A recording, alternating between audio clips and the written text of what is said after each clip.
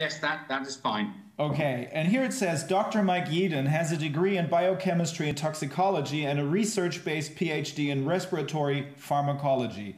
He has spent over 30 years leading new medicines research in some of the world's largest pharmaceutical companies, leaving Pfizer in 2011 as vice president and chief scientist for allergy and respiratory.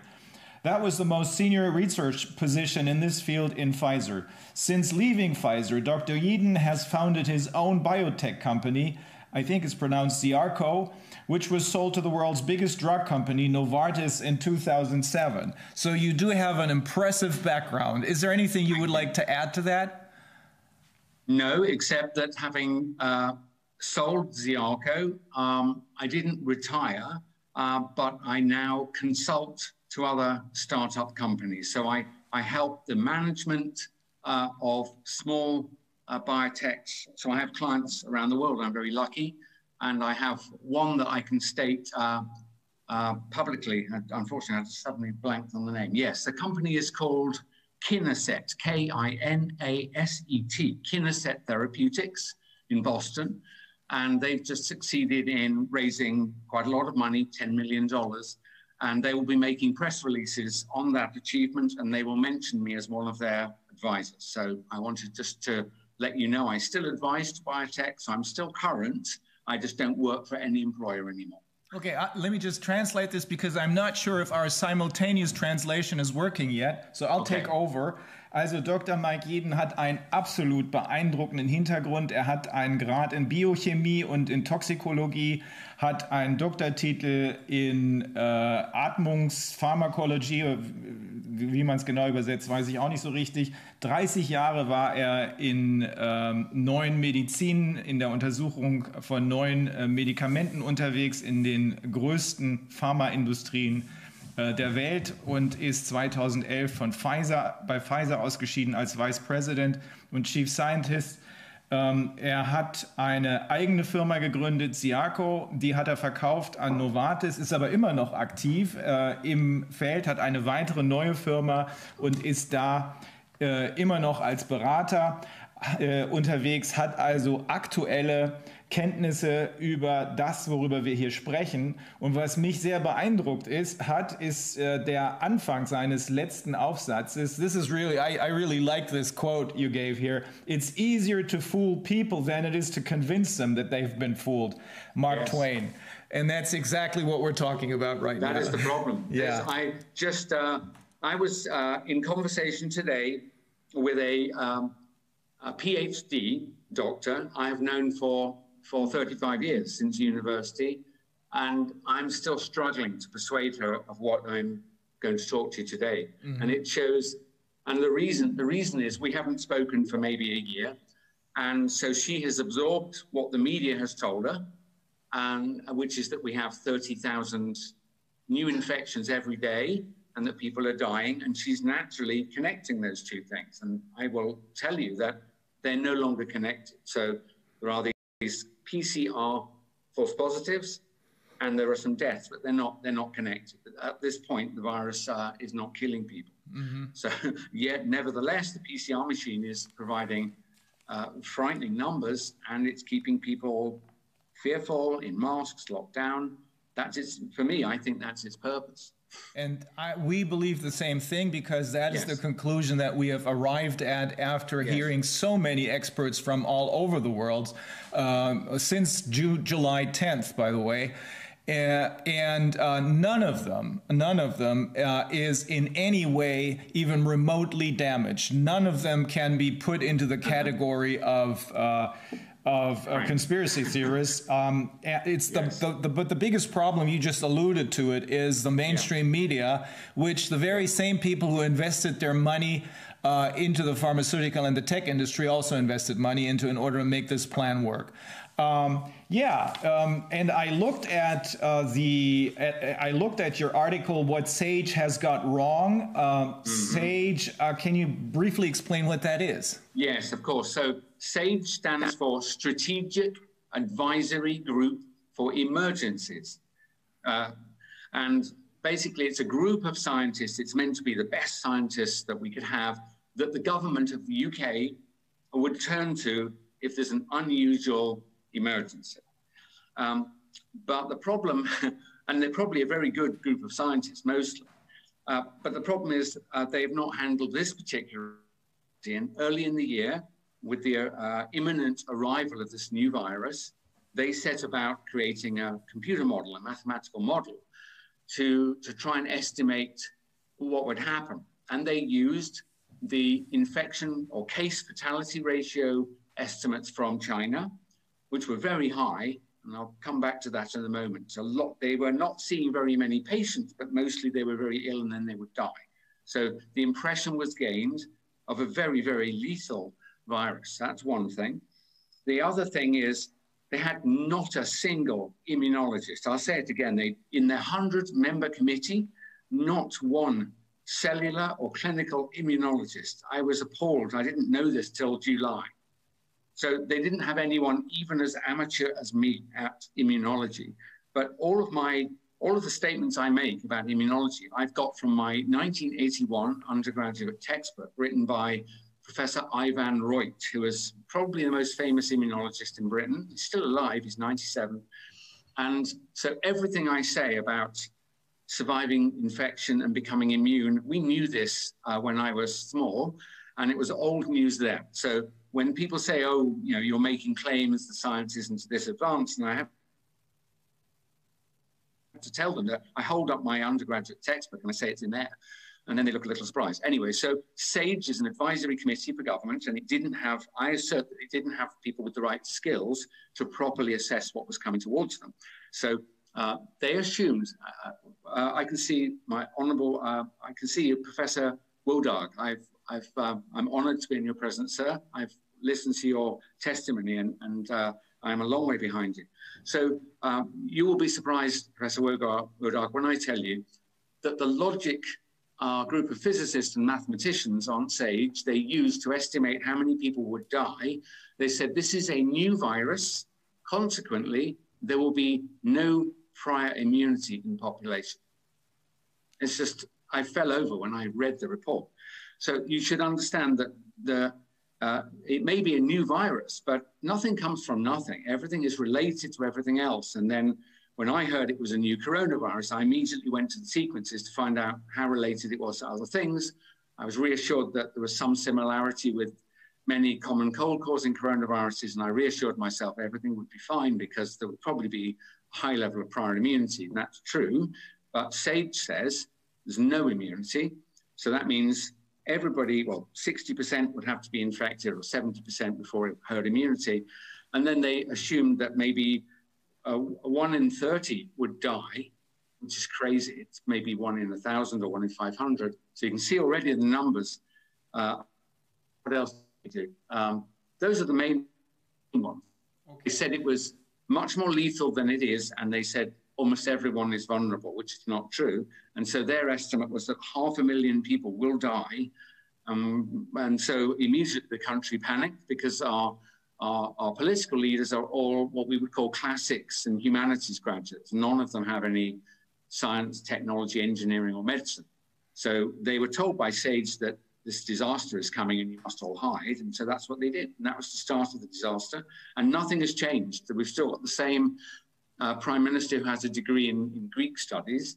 And we have as health minister someone who has a degree in politics, I think. That's it. Same here in Germany. Same here in Germany. Let me briefly. It's unbelievable. Let me briefly translate. So that's SAGE. Ja, also SAGE ist eine spezielle Beratungsgruppe, die Regierung für Notfälle, für Emergencies bereithält. Und er sagt, da mögen ja schlaue Leute sein, aber das sind nicht die Leute, die man braucht, um in einer solchen Pandemie vernünftige Ratschläge zu erteilen. Ich frage das jetzt gleich nochmal genau nach, aber ich denke, dass ich da nichts übertreibe, wenn ich sage, dass die hier eine Truppe von Mathematikern überwiegend zusammengezogen haben, keinen einzigen Immunologen dabei, Mathematiker, die Modelle berechnen. Und diese Modelle, haben mit der Realität, so sagt er es, überhaupt gar nichts zu tun. 2 grobe Fehler sind da gemacht worden, auf die wir gleich noch kommen. Ich will nur einmal noch kurz nachfragen. So what you're saying is that this group of people, which includes no clinical immunologists, but a lot of mathematicians, are basically a modeling group. And what this then boils down to is that they can be seen as seers, those who can foretell the future. But they have no relation with what's really going on, and in particular with this particular crisis, right? Yes, that's completely accurate. There's a little bit more to say. I think 2 things that are shocking. So I have spent the last 6 months, I would say, criticizing the science, the techniques that have been used, and the conclusions that have been drawn. I try not to criticize individuals, because I don't know them and I don't know their motives, but I can judge what they say and what they do as against what would be reasonable given the situation.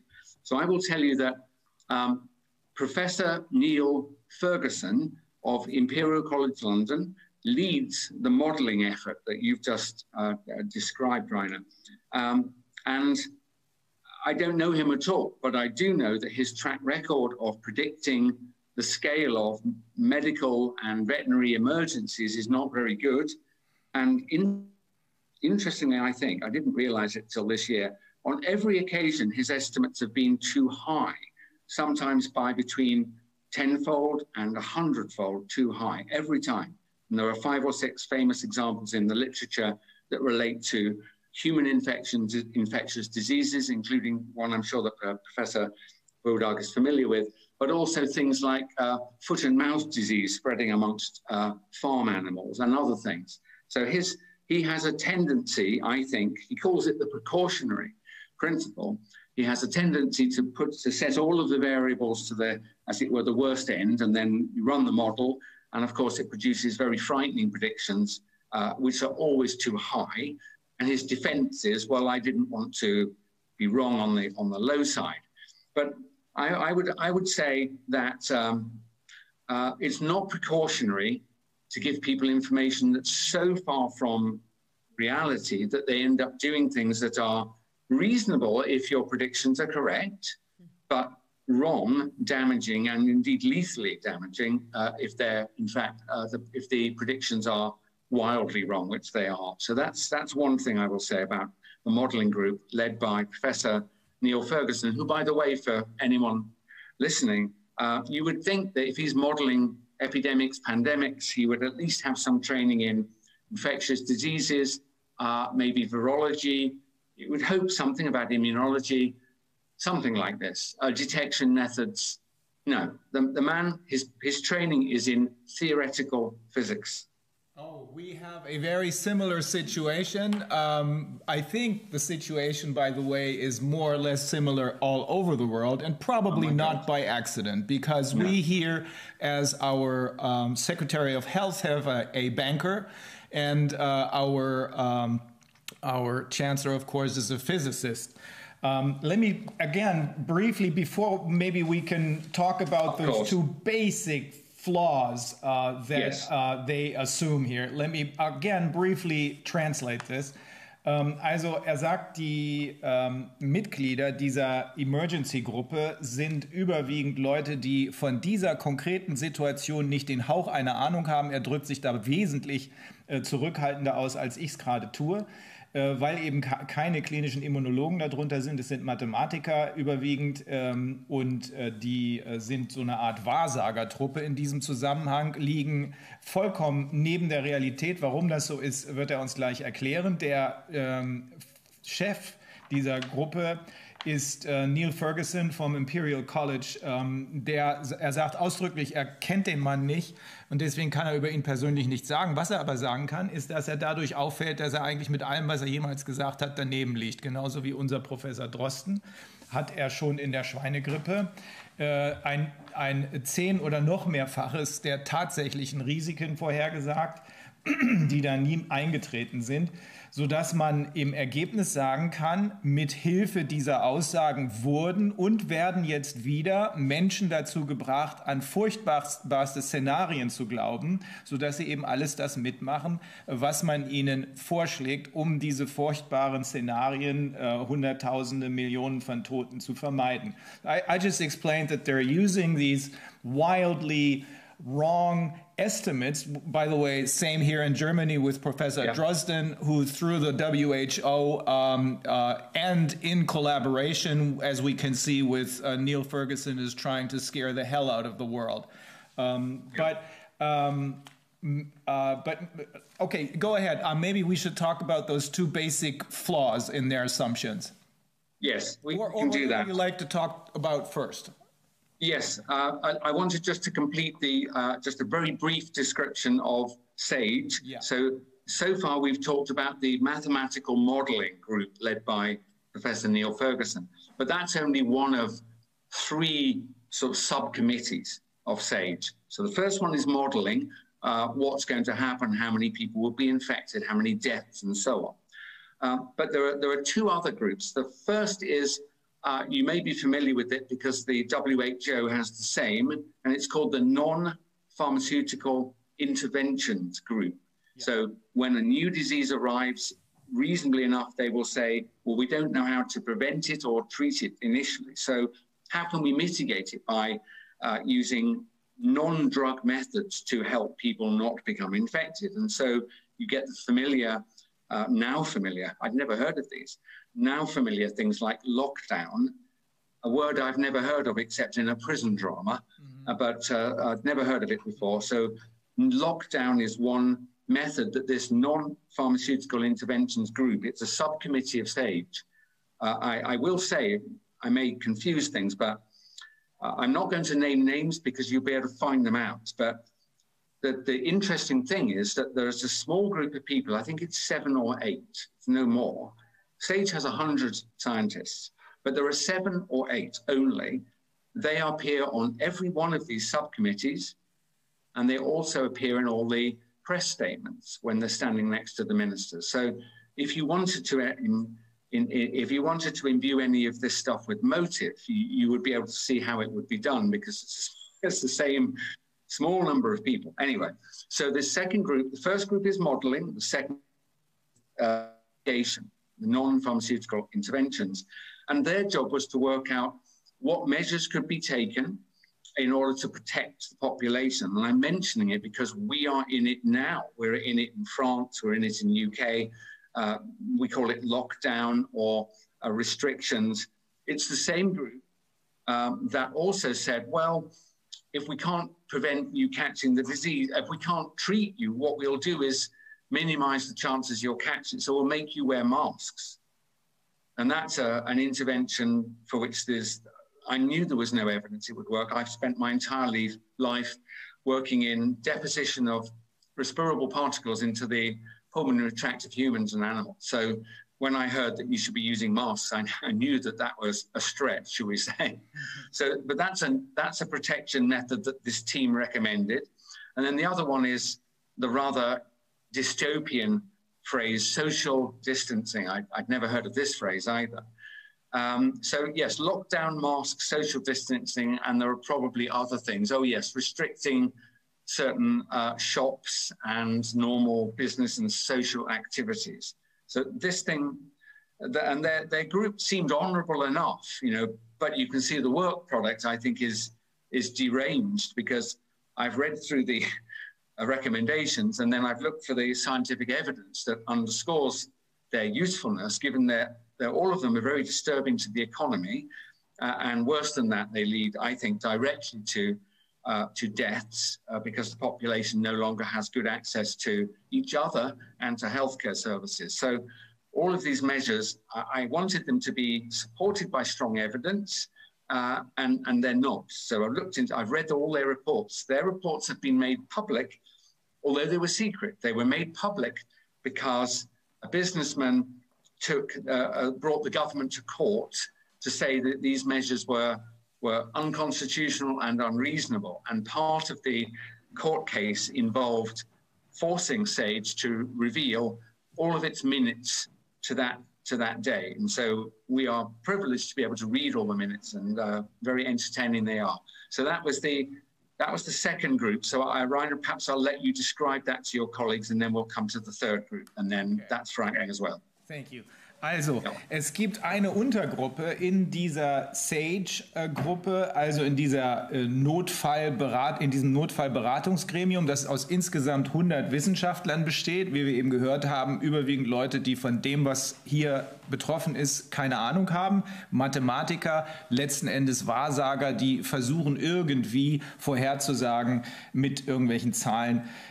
Auch Neil Ferguson übrigens, ich glaube Physiker, wenn ich es richtig verstanden habe, Leute, die gewohnt sind, Zahlen zu benutzen, und wie wir eben nochmal gehört haben, hier jemand mit Neil Ferguson, genauso wie bei uns Herr Drosten, jemand, der eine Tendenz hat, immer maßlos zu übertreiben und die Welt in Angst und Schrecken zu versetzen. Es gibt eine Untergruppe, die ist für die nicht pharmazeutischen Interventionen da, wenn eine neue Krankheit, eine neue Pandemie am Horizont erscheint. Und diese Gruppe, er sagt, ich nenne jetzt keine Namen, aber man kann sie ja jedes Mal sehen, wenn sie aktiv werden, besteht aus 7 Leuten. Und diese 7 Leute stehen auch immer, wenn eine neue Maßnahme verkündet wird, in der Regel neben der Regierung. Und diese Leute haben unter anderem empfohlen den Lockdown, von dem Mike Yeadon noch nie vorher irgendwas gehört hatte, außer in einem Film, den ich übrigens auch kenne. Ich glaube, mit Sly Stallone ist der Film.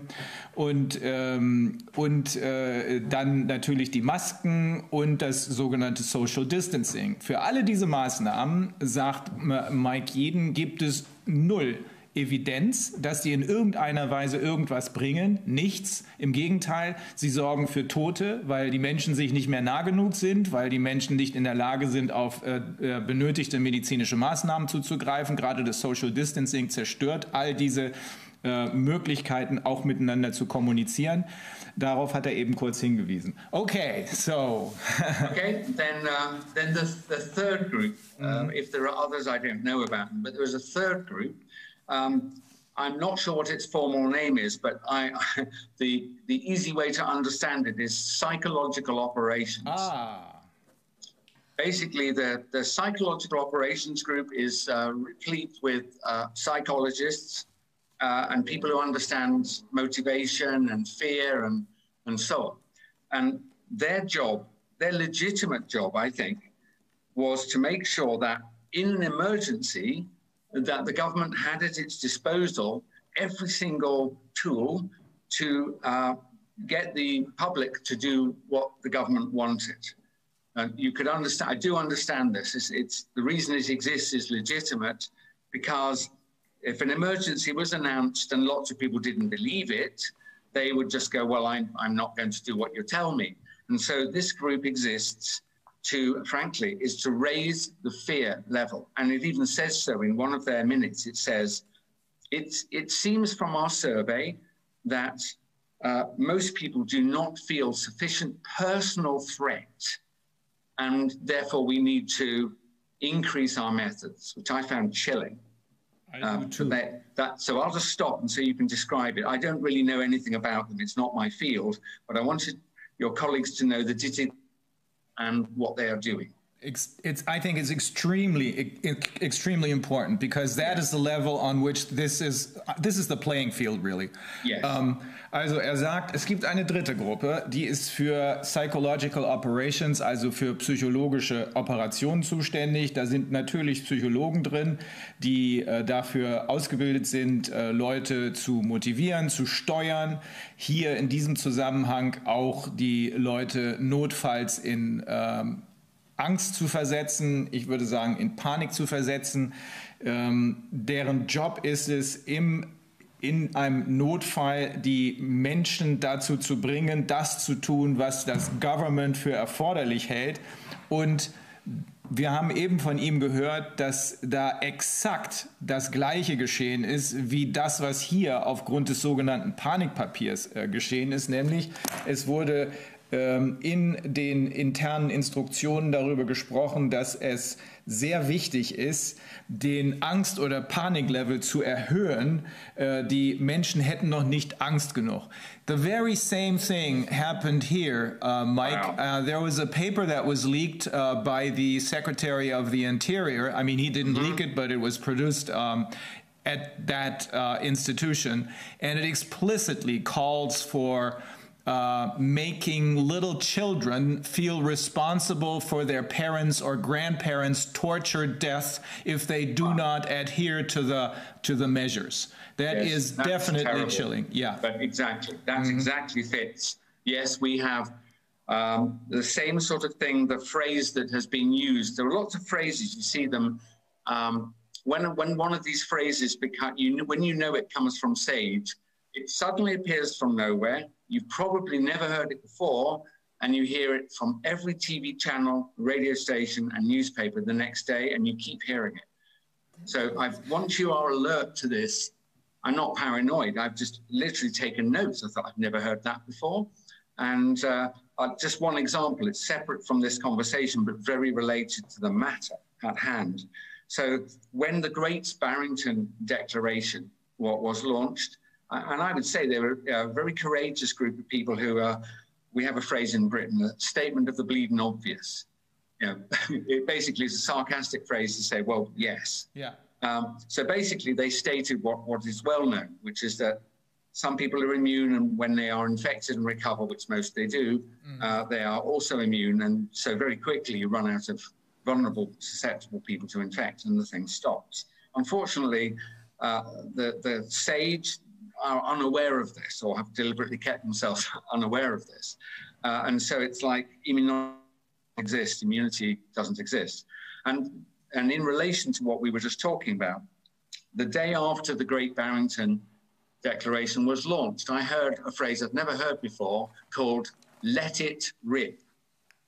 And basically the criticism was, well, there are all these professors sitting around talking about, herd immunity, but in order to get there, given no one starts with immunity, you're going to have to let it rip through the population, and this will lead to hundreds of thousands of deaths. And I heard it on BBC, and then I heard it on Channel 4, and then ITV, and then in the Telegraph, and it was all day, every day for the next week on every single channel, and I'd never heard let it rip. Well, I have where it comes to motor racing, but I'd never heard it in relation to disease. And so the conclusion I drew, without any special insight, is that the PsyOps group, Psychological Operations Group, thought, how can we make sure that people are aware that even to get to herd immunity is fraught with danger? That might be their honourable view. And even if it was, they would say, well, what we'll do is make sure people know that there's a really bad cost to this. We'll tell them that you have to let it rip through the population. So that was the example, and you gave the example, Rainer, of to try and make small children responsible for the deaths of their parents or grandparents. We have the same. Our university students were told, you can't go home for Christmas because you could kill your granny. You kill your grandmother. Yeah. They actually said, and so this is the phrase, well, we don't mean it seriously, but we call it kill your granny. Yeah. And that phrase I've heard 100 times on the media since students went back to university. And it's just, I think it's a psychological operations tool. And it works, it works because most people don't understand immunity and disease transmission, and they know that their older relatives are vulnerable, and they know eventually they die, and they really, really don't want to be responsible for this, so they stay in their room. Anyway, so those are the three committees. I have one other, there may be others on this group may have given testimony I have missed. My daughter pointed this out. She is not a scientist, she's a social sciences graduate, and she then works in public relations in a charity. So she understands a little bit about messaging and how important certain messages can be. Now, the first time she heard this claim, she felt it was very important, and she's proven prescient. The phrase was asymptomatic transmission. So she's clever enough, and her father's always talking, as you will gather. And so she knew that it was kind of counterintuitive, because she even read this back to me. She said, well, Dad, if you are heavily infected with, you will have symptoms, right? And I said, yes. And if you don't have symptoms, you don't have much virus, yes. And you won't be coughing either, yes. So she said, well, how can it be possibly true that asymptomatic transmission occurs, or if it occurs, that it's anything other than a minor phenomenon? I said, well, you've hit the nail on the head. I don't care what science people come up with. We've known this as a human population for 60,000 years, that one way to avoid catching things from other people, one way to pick good mates and good associates is to look closely at them and decide whether you think they're well or not. And that's not perfect, but it's pretty good as a survival tool. And so we are very, very sensitive to the health status of other people, including people we've never met. We're extraordinarily good at it. So people will say, are you okay? They can tell you're not okay. And so the idea that asymptomatic transmission was common would make what I've just said impossible to work. It would not be possible to pick successfully, deselect people who are threatened to your health and to your family's health if asymptomatic transmission was so common as has been suggested this year. And so you know by inductive reasoning that it's not correct. And we also know by forward induction that, as my daughter said, you can't be, it's not easy to infect somebody unless you've got lots of virus, and then you need to be shedding the virus through respiratory maneuvers. Again, this is my area of skill, and I know this. So, and yet we hear it all the time. We hear this asymptomatic transmission, and I'm going to go one or two steps further because I realize with mounting horror that I can't counter this. Even with intelligent people I know, I describe how it's not true, not likely to be true. But having established in people's minds that asymptomatic transmission doesn't just occur, but is kind of really frequent, I mean, a serious, frequent thing, it justifies fear of other people, even when they look well. You can't tell. These people could be carrying lethal disease at any moment, and you could catch it and die. It also justifies mass screening of the population. You can't just test people who have symptoms, because look, all of these asymptomatic transmission people. So you have to test all the people, and then it gets worse. You have to test all the people all the time. And then here's the terrifying thing, forever. You need to test all the population all the time, forever, because of this asymptomatic transmission. So it's an innocent little phrase, and I could even have a good scientific debate with Professor Woodard of how many times this occurs. Probably there is some transmission just before overtly symptomatic, when the virus level is climbing quickly and you're not yet overtly ill. But for everybody else, if you've got too few virus, you don't have symptoms, you're not going to shed very easily. So I'm comfortable that asymptomatic transmission is not a major feature of epidemic spread. And therefore, I am fearful that it has been placed there in the public mind to justify mass screening all the time, forever, and that you can't trust anyone. And that, I think, has come from a combination of, I don't know, probably the psychological operations group, probably. So if you've heard this story before, that's very interesting, because I'm not aware of prior literature in this field. I mean specifically respiratory viruses. I'm well aware that you can have asymptomatic transmission of diseases that may take years before you would become ill. So you could carry a lethal virus that won't kill you for 20 years and you will look perfectly well. I do understand that asymptomatic transmission is absolutely possible. And we know that needle sharing in drug users can definitely lead to transmission of hepatitis, for example, and HIV, so it's said. So the public is familiar with the concept. They know it can occur. What they don't know is that in this specific setting, where the disease is in the lung, symptoms then come through respiratory symptoms, and then you shed virus, perhaps by coughing or releasing particles either into people's faces or on surfaces that they touch. And so now this is very different. It's not like transmission of hepatitis using a contaminated needle. It's completely different. And yet, having understood that this is a thing, this is what SAGE has told us, I speak to people all the time, intelligent people, and they go, oh, but what about asymptomatic transmission? How dare you even suggest, Mike, that you lower or temporarily pause PCR mass testing. So I've proposed to people that there is a problem with PCR mass testing, and we can prove it with a brief pause, maybe for 2 or 3 weeks. And they go, yeah, but all the asymptomatic transmission will allow the virus, you let it rip. You see how it works. Yeah. It's so clever. And these are people I like, that know me. I know they're intelligent. They have a different skill set to me. And I can't persuade people I know and like, and they know I'm well-intentioned, and I can't persuade them. So you can just see, I almost feel despair, because some days I feel very positive. I feel very positive talking to you, because if we can successfully get people aware that there's something wrong with the mass testing, that's where we should go today, then that will have benefits in other countries, including my own. That's why I'm wanting to give as many hours as necessary. So that's the asymptomatic transmission. And then I'll just give one other example of some, firstly maybe laugh and then frightened.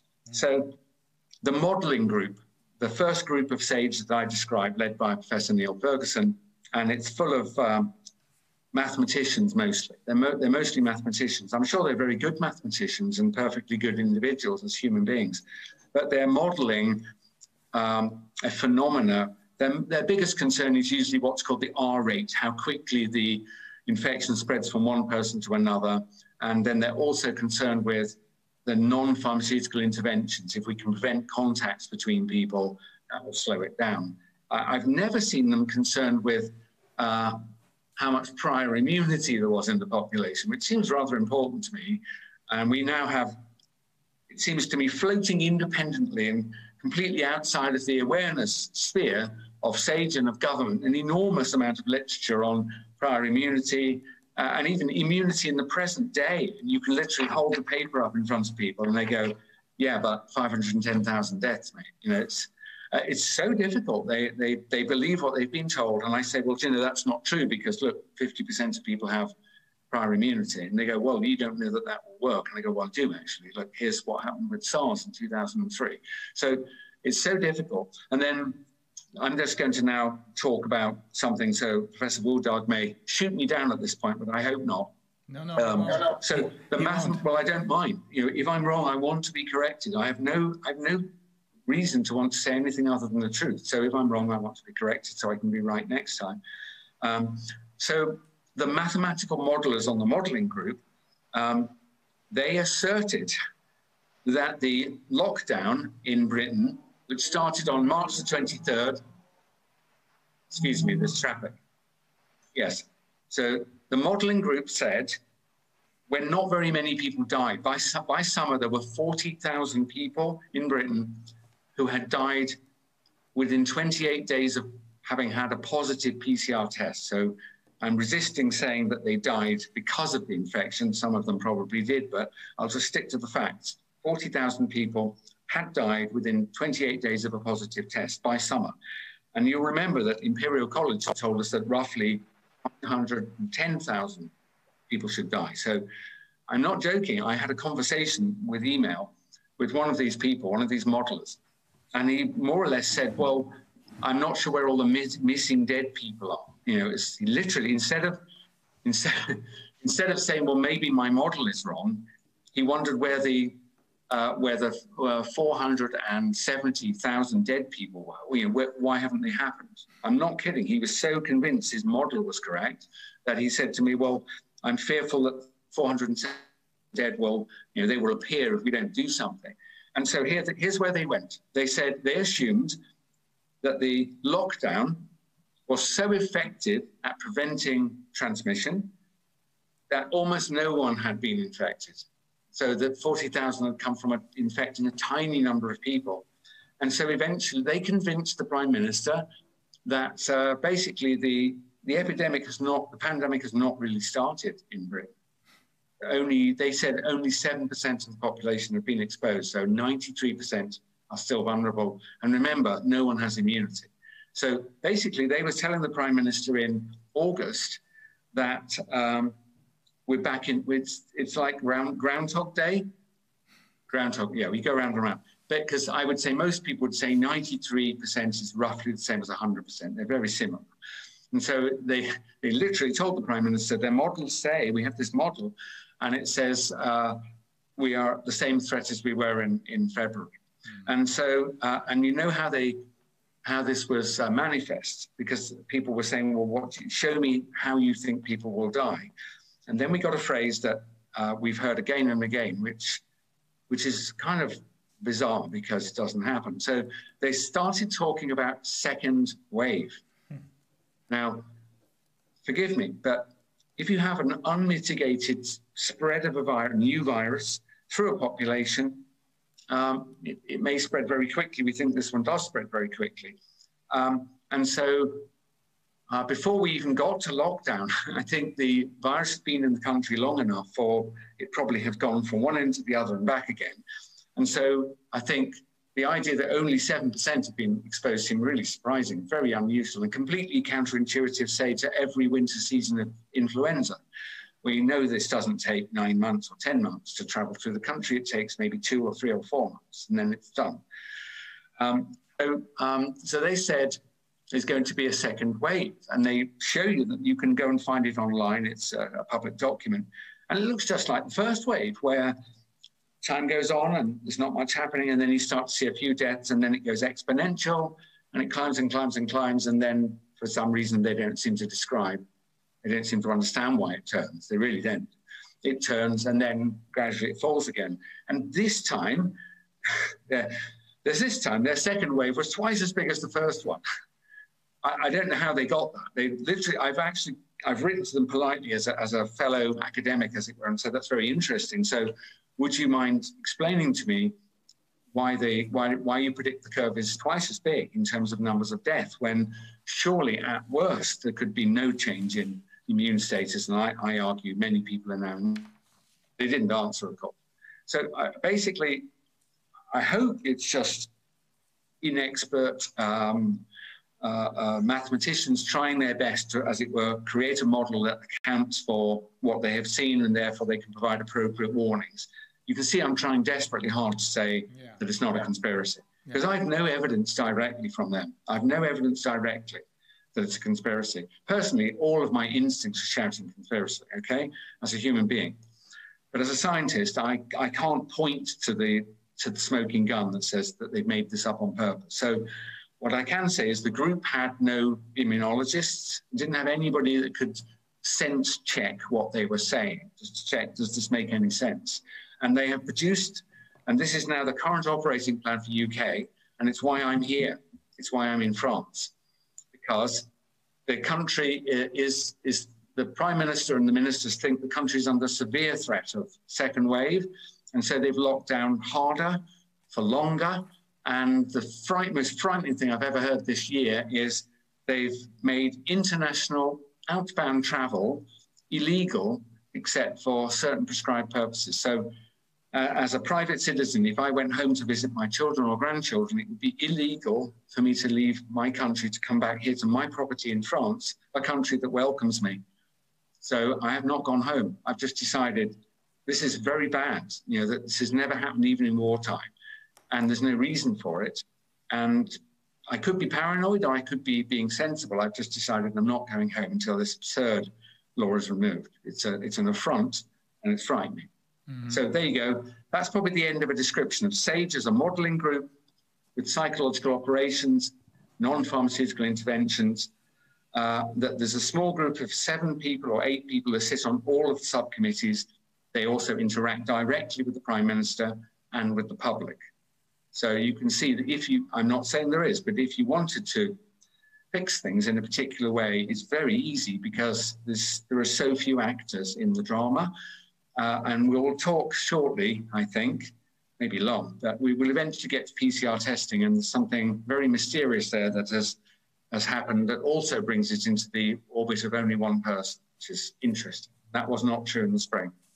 So that's where we are. You might want to, maybe I should let you take 2 or 3 minutes, Rainer. I've gone on too long, and you could maybe summarize the that last part of whatever it was.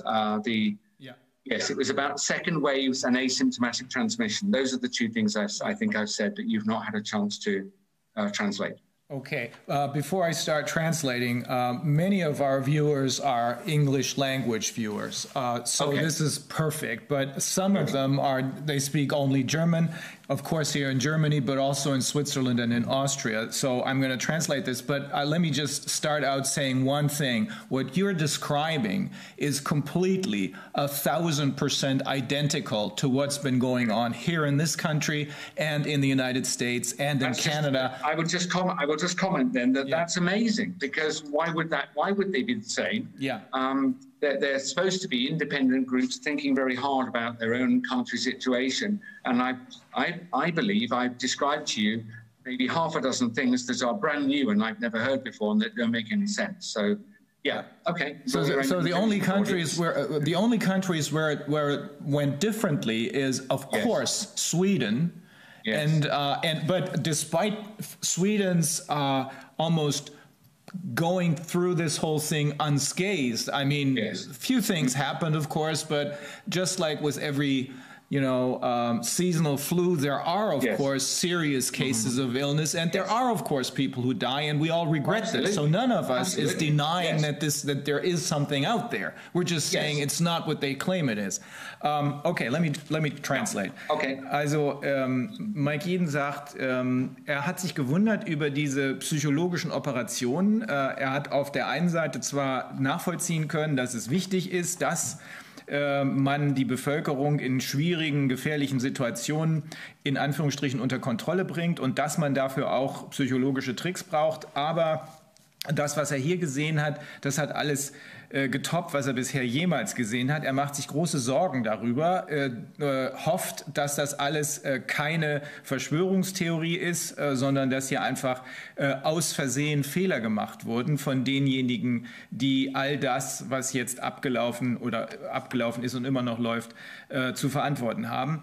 Er hat auf 3 Dinge hingewiesen. Das eine ist, er hat sich gewundert darüber, dass plötzlich ganz neue Begriffe und ganz neue Vorgehensweisen, die es vorher noch nie gegeben hat, von denen er vorher nie gehört hat, gepusht wurden. Eins war, wenn wir das ganze Virus hier durchlaufen lassen, seine Formulierung und die in den Medien war, let it rip, hat er vorher nie gehört.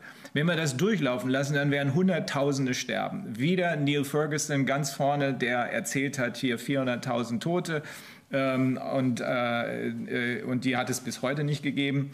Er sagt, wenn ein zweiter Begriff, den er für sehr wichtig hält, sind diese asymptomatischen Infektionen, asymptomatic infections. Sehr, sehr umstritten, ob es das gibt. Es gibt es in anderen Bereichen, sagt er, da kennt man das. Vielleicht kann Dr. Wodak gleich noch was dazu sagen. Es gibt es in anderen Bereichen. Hier, was das Virus angeht, eher nicht.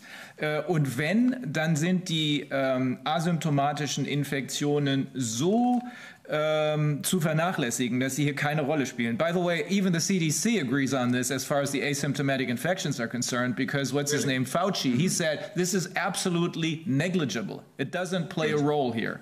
Na, also das ist wichtig zu wissen, auch die CDC, also das amerikanische Gegenstück zum RKI, Fauci sagen, das spielt keine Rolle. Hier wird aber so getan, als sei jeder potenziell infiziert, auch derjenige, der überhaupt keine Symptome zeigt.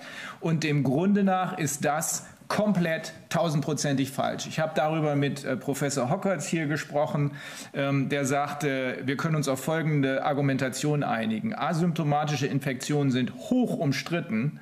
Erstens. Und zweitens ist kein einziger Fall nachgewiesen, wo eine asymptomatische Infektion existiert hat. Im Gegenteil, in dem Papier, es gibt 2 Papiere von Professor Drosten, eins ist vom 23. Januar, das ist das Papier, was gesagt hat, mit den PCR-Tests können wir genau feststellen, wer und wie viele Leute infiziert ist. Das ist das Papier, wir haben mit Professor Kemmerer darüber gesprochen, wissenschaftlich schlecht ist, dennoch von der WHO gepusht wurde. Danach wurden dann die Drosten-Tests weltweit kopiert und seither glaubt die halbe Welt oder auch die ganze Welt, dass man damit mit den PCR-Tests Infektionen feststellen kann. Aber das zweite Papier befasst sich mit den asymptomatischen Infektionen.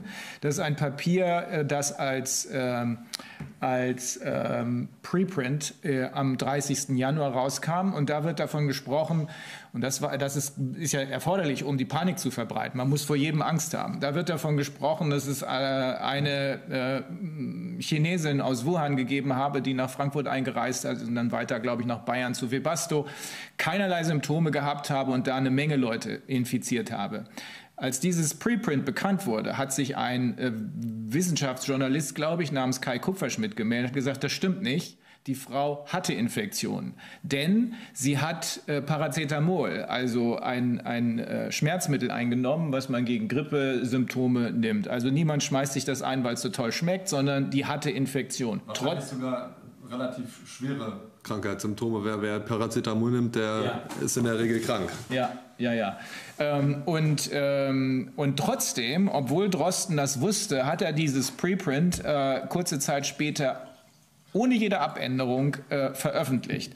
Let me just interject in order to explain to you what I just said, because as far as these asymptomatic infections are concerned, the now infamous Professor Drosten, who there's a lot of, we all worry about his academic credentials, but that's a side story that will come into play when it comes to his credibility in court. But what he did is he published two papers. One is the paper that was published on January 23rd, which claims that he had invented a new PCR test which would be capable of detecting infections. That was pushed through his friends at the WHO, and everybody in the entire world is now, or started using the Drosten test, and everybody who then entered the field, he was a so-called first mover. He and his cronies made probably a lot of money, but everybody else who entered the field followed his blueprint, and they all copied these same PCR tests.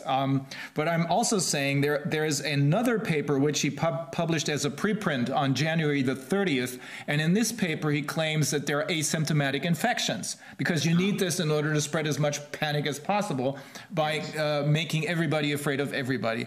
And he hinted, and he gave an example of this woman who traveled into our country through the Frankfurt airport from Wuhan, and then went on to I think a car manufacturer supplier in Bavaria, infected a lot of people there, and he claims she had no symptoms. So that was his example, his scientific example of how there are asymptomatic infections. However, a journalist who had read his paper found out that this woman was taking anti-flu medication, and pretty strong anti-flu medication, as my friend and colleague Dr. Hoffman just pointed out to me, meaning she must have had symptoms, because you don't eat this stuff because it tastes so great. And nevertheless, he published the paper without pointing out that he had made a mistake there. Even though I'd like to add, even though that he even personally later had admitted that he had never had any contact with that woman. Yeah. They did not examine her or even talk to her. And that's why we, in the meantime, believe that this is no coincidence, but it's intent. But I'll get to that later. I'll finish translating this. Hat dann weiter gesagt, dass er große Schwierigkeiten hat, auch mit Leuten, zu denen er sehr engen Kontakt hat, von denen er wissenschaftlich und auch persönlich sehr viel hält, sehr intelligente Leute, die davon zu überzeugen, dass das hier anders ist, weil in dem Moment, wo er das sagt, kommt immer die Antwort, ja, aber da sind so viele tot, das sind so viele tot. Das, sagt er, hat aber mit den Infektionen nichts zu tun. Die Infizierten oder die sogenannten Positiven hätten mit den vielen Toten nichts zu tun, da werden wir gleich noch drauf kommen. Dann hat er noch erklärt, dass diese Modeling Group, also diese 3 Gruppen, die es innerhalb von SAGE gibt, dass diese Modeling Group schwerwiegende Fehler macht, indem sie davon ausgeht, dass es keine frühere Immunity gegeben hat, keine Prior Immunity, keine Grundimmunität sozusagen, und deswegen nur mit diesem Lockdown gearbeitet werden kann. Trotzdem hat diese Modeling Group diese eigene Argumentation nur noch schwer aufrechterhalten können, weil es sind eben nicht diese 400.000 oder sonst wie Toten gekommen, sondern es gab dann nur diese rund 40.000 Toten, die die Grundlage für den Lockdown waren. Und die irre Argumentation die hier genauso gekommen ist, war dann in England, ja, das ist, weil der Lockdown die anderen verhindert hat. In the meantime, we know, by the way, that here in Germany, when the lockdown was announced, the wave of whatever, of the coronavirus, had already been receding for I think 2 or 3 weeks or so. So this argument... Yeah, same in the UK. That's Definitely. what I thought. See, that argument does not fly. Und dann sagt er, das nächste Ding, was er überhaupt nicht mehr verstehen kann, ist dann die Geschichte von der Second Wave, also eine zweite Welle. Sowas geht nicht bei dem, über das wir hier sprechen, sagt er, sondern das Virus wird normalerweise nach 3 bis 4 Monaten spätestens wieder weg sein und dann fängt eben was Neues an im Herbst, so wie es jetzt auch gerade ist. Er hat das versucht, den Leuten in dieser Gruppe und in der Regierung beizubringen. Die sind aber in keiner Weise darauf eingegangen. Jetzt, sagt er, ist es in England noch eine Nummer schwieriger geworden, weil jetzt gibt es, was den International Travel angeht, gibt es eine Restriction. Er darf, wenn er in das Land zurückfliegt, seine Kinder, seine Enkelkinder besuchen will, dann kommt er nur noch aus wichtigem Grund wieder raus. Deswegen sagt er, bleibt er jetzt erstmal da. Ein weiterer großer Punkt, auf den wir sicherlich gleich kommen, sagt er, sind natürlich die PCR-Tests. Also we have the panic mongering. Let me just, before I end with my translation, the panic mongering is based on 2 basically false statements. One is there are asymptomatic infections, and even if there are, even the CDC says this is completely inconsequential. It's negligible. It doesn't make a difference. And the other basic false statement, which is probably even worse, or on the same level, is you can detect infections by way of using PCR tests. I just explained to our viewers that in the meantime, the situation has gotten worse in Great Britain insofar as now international outbound travel is restricted, and that's why you chose not to go back and see your children and grandchildren, but for the time being, you're staying in France. Okay. That's correct. Yes, it's not just restricted. You can apparently outbound international travel from the UK is permitted for, I think, for business purposes. There might be other reasons, but business purposes. But other than that, it's illegal. They've actually changed the law. It's not. So basically, if I tried to, normally, I would say if I were to buy myself an inflatable boat with a little engine on the back and go for a little sail around off the coast near where I live, people might say I was reckless. But they wouldn't say it was illegal. But if I were to do that now and put a little knapsack of possessions on and head off to France, that would be an illegal act. And that's just frightening. Why would you make something like this illegal? You just should say, well, it's inadvisable. Also, why would you ban outbound travel? How does that in any way how can that reduce the spread of an infectious disease? Of course, the answer might be for the country you're going to, but France doesn't have any inbound restrictions, at least not from the UK. They do require, interestingly, that you have a negative PCR test within 72 hours or less. And if you don't have that, you will be required to submit yourself to one of those tests. I happened to pick up a new hire car yesterday from Nice Airport, which is spooky. Let me clarify this because it's important. It's not just restrictions, it's illegal. Also sagt, es ist ihm ganz wichtig, dass jeder versteht, dass es nicht nur einfach Restriktionen, Reisebeschränkungen gibt, das Land zu verlassen, sondern dass es illegal, das heißt also strafbar geworden ist, das Land zu verlassen. Und er kann nicht verstehen, was die Ursache dafür sein kann, weil wenn man das Land selber schützen will, macht es ja keinen Unterschied, ob Leute das Land verlassen. Im Übrigen gibt es keine Restriktionen für die Einreise nach Frankreich, außer dass inzwischen, glaube ich, verlangt wird, wenn ich es richtig verstanden habe, dass man innerhalb von 78 Stunden einen Negativtest beschafft. You know, the same thing happened when the Berlin Wall came up. They kept their own people inside the country, and nobody quite understood what this was all about. Yes. Okay. So, and I found it disquieting, to say the least. And Yes, I think it would be fair to say, because I'm probably one of the more noisy critics of the policy. I'm not a campaigner. I have never been allied to any political group in my life, and I'm not now. I'm not a member of a group, a political group. My political involvement has been restricted to voting about every 4 years. That's all I've ever done. I've never written political pieces of paper, anything, ever. I'm just a professional scientist, and because I have now some time, I was paying attention. And because I'm very troubled, I am writing as a concerned citizen who happens to have expertise in certain areas. And so I've become a very strong, vocal, and I think plausible, very believable critic. So I've not received any threats of any kind. I don't feel I'm under any threat. But the truth is, now I'm seeing the government doing things that frighten me. Lots of people have said this, I'm genuinely more frightened by government than of the virus. And now they've made it illegal if I come home to leave. Now how safe am I feeling? Stuck in my own country, being one of the most vocal critics, that doesn't feel a very sensible thing to do.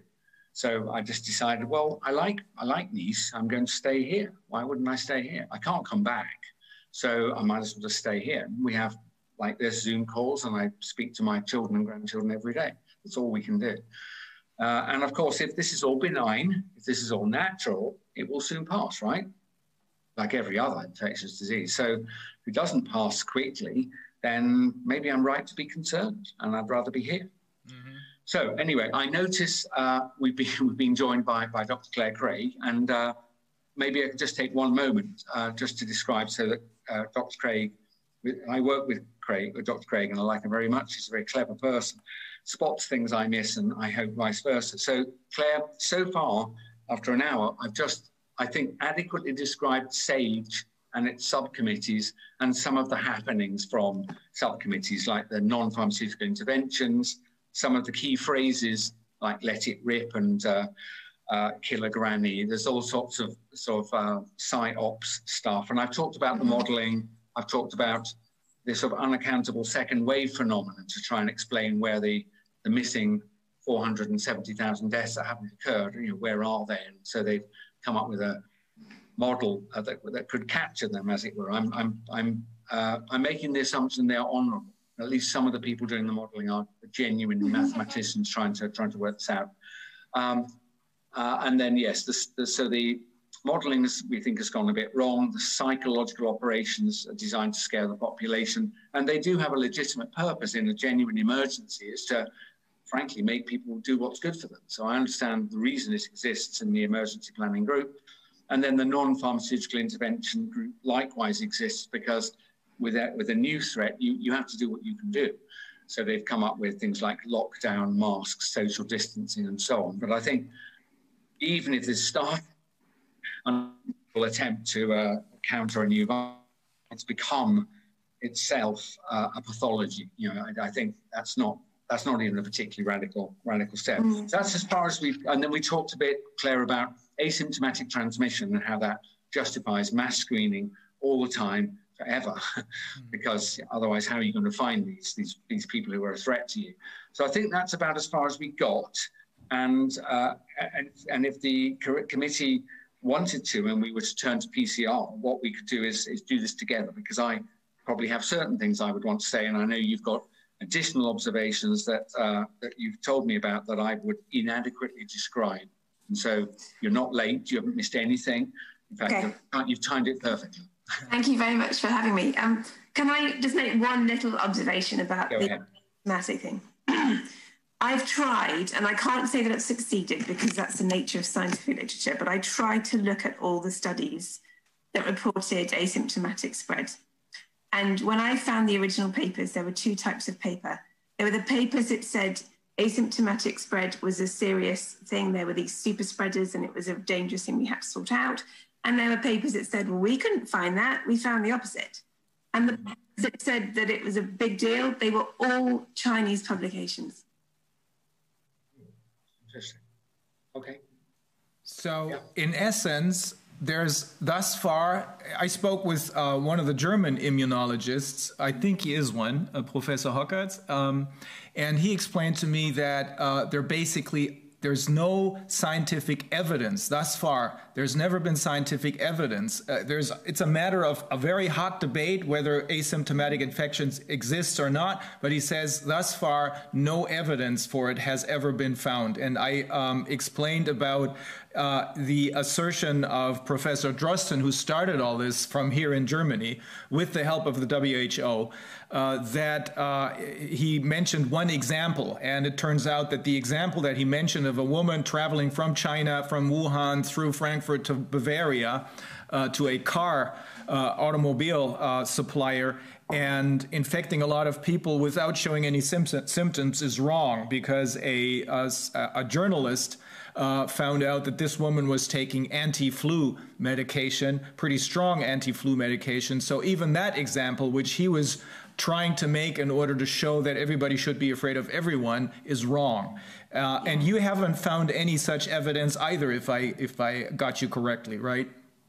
Well, that's right. So there are cases in the literature that there are a few of these papers that were published in China, but I don't think were necessarily even aimed at us. I think it might have been internal Chinese propaganda, but they're taken up by Western scientists and put into meta-analyses, and then you get an average of the two sets.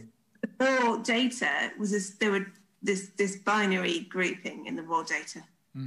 Also sie sagt es auch, sie hat keinen derartigen Nachweis für asymptomatische Infektionen gefunden. Es gibt darüber chinesische Artikel, die teilweise im Westen übernommen wurden, aber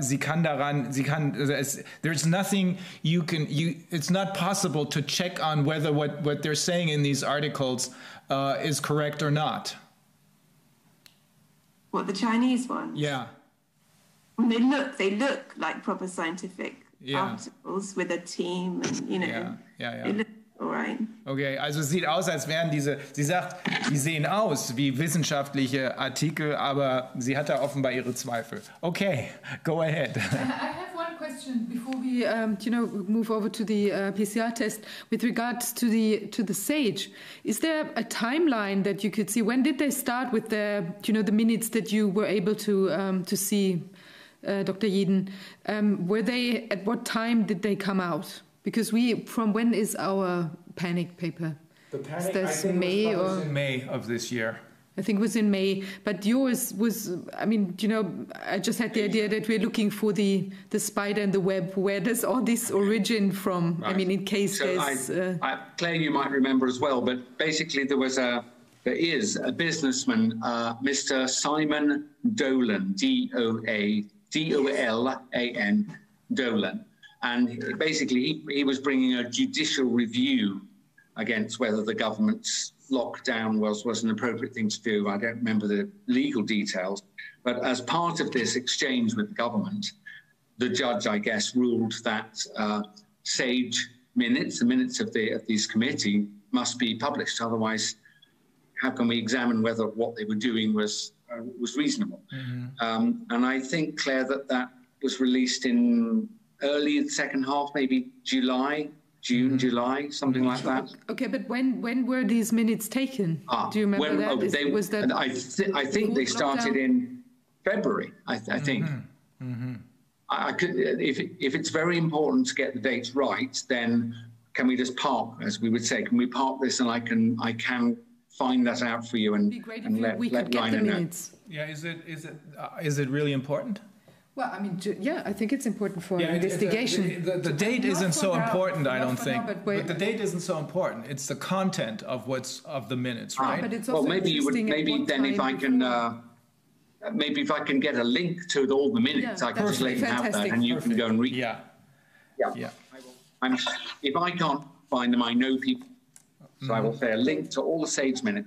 I think, interestingly, after they were forced to reveal the minutes, I think they either stopped having meetings, or probably they did something very typical British civil service, that if you've been ordered to release the minutes of the meetings called SAGE, what you do is change the name of the meeting, call it SGEA or something. Then of course, you no longer have to release the minutes. I'm not kidding. It's as simple as that. You look at the instruction. You don't look at the spirit of the instruction. You look at the order, and it says whatever. So and I think basically the same group of people continue to meet about the same topics, but they no longer release the minutes. Well, if you take all this together, we are not talking about 1,000 different accidents. No. This makes a perfect. This is a pattern, and it shows exactly what's going on. To me, as a lawyer, it makes perfect sense. But let me just quickly explain this. Also, diese Protokolle, die du haben willst, was Mike Yeadon sagt, es gibt ja sowas Ähnliches wie unser Angst-Panikpapier. Und das ist rausgekommen, weil ein Businessman namens Dolan die Regierung verklagt hat und gesagt hat, die hätte ich jetzt gerne. Und dann kam der Inhalt raus, aber die sind offenbar nicht veröffentlicht worden, obwohl ein Gericht gesagt hat, es muss veröffentlicht werden. Doch, die sind dann veröffentlicht. Ach, sind sie doch veröffentlicht worden, weil die Gefahr bestand, dass es nicht passiert, weil typischerweise machen dann in England die Leute, wenn sie aufgefordert werden, ein Teil der Regierung aufgefordert wird, ihr müsst das veröffentlichen, dann ändern sie einfach den Namen, sodass sie sagen, ja, sagen wir nicht mehr. Ja. Das ist im Nachgang zu der Gerichtsentscheidung passiert, aber er meinte, dass er uns einen Link zur Verfügung stellen kann, wo wir eben die echte Gesprächsprotokolle quasi, also auch nochmal anders unter Umständen als das, was wir als dieses Endresultat haben. Why we're so interested in this is because everything is completely identical thus far. From what you're telling us, what happened there and what happened here in Germany, and from what happened in the United States, and this is not this is secondhand knowledge, because from my friends in Canada, I've been told that the very same thing was happening there. And that's why Viviane is so very interested in the actual content of these minutes, because if it shows that they're almost identical, then the pattern becomes ever clearer. Okay. And then, it would be interesting to see if our government, if they are following the same line of reasoning, then it would need to be that they can provide information that maybe they receive from the British government or something like that, So because you don't do this out of the blue, that you find the same wordings. We have exactly the same, the second wave, the asymptomatic, the super spreader. And I think that's interesting. It's not just a media thing. A very good point. So, sorry to interrupt you, but just to build on your point. So, Claire, I have said persistently that regardless of my personal views, or instinctively as a citizen, to be very worried about what's happening and so on. As a scientist, I try to just remain on the science and say, well, there is no evidence for this to be happening, or there's no literature behind what you're saying here. So I try and stay on the science and not imply people have bad motives, or to imply an individual is doing something wrong. Now, I understand as a lawyer, you might want to do quite the opposite and say, well, no, we have to start. We have to start out the very same way. We have to first get the facts right, and only if you have the correct facts can you draw the right legal conclusions from that. I agree. I absolutely agree. But I just want Claire to know that it's not. Well, we both believe it's simply not necessary for us as scientists to suggest anyone has bad motives in order to point out that there are some serious problems with testing and diagnosis and then other things that are being said, like the second wave, which I don't think there's a second wave at all. I totally agree. And I think the coincidental timing of things simply be that in May, everybody went and got antibody data. So they went to do these tests to see who was still susceptible. They totally misinterpreted it, but they then had this belief that there was a lot of susceptibility still, and that happened in the same way everywhere at the same time. Yeah. And likewise, whole genome sequencing is being done globally, and the interpretations of that are not being questioned globally. Mm-hmm. Well, there are more and more people coming out and asking questions, but thus far the panic mode has more or less stifled everything. One other thing that I wanted to get clear before we continue, Mike and Claire, the two errors that you point to in your latest piece, What Sage Has Got Wrong, is error number one, assuming that of the two errors of Sage. Error number 1, assuming that 100% of the population was susceptible to the virus and that no pre-existing immunity existed.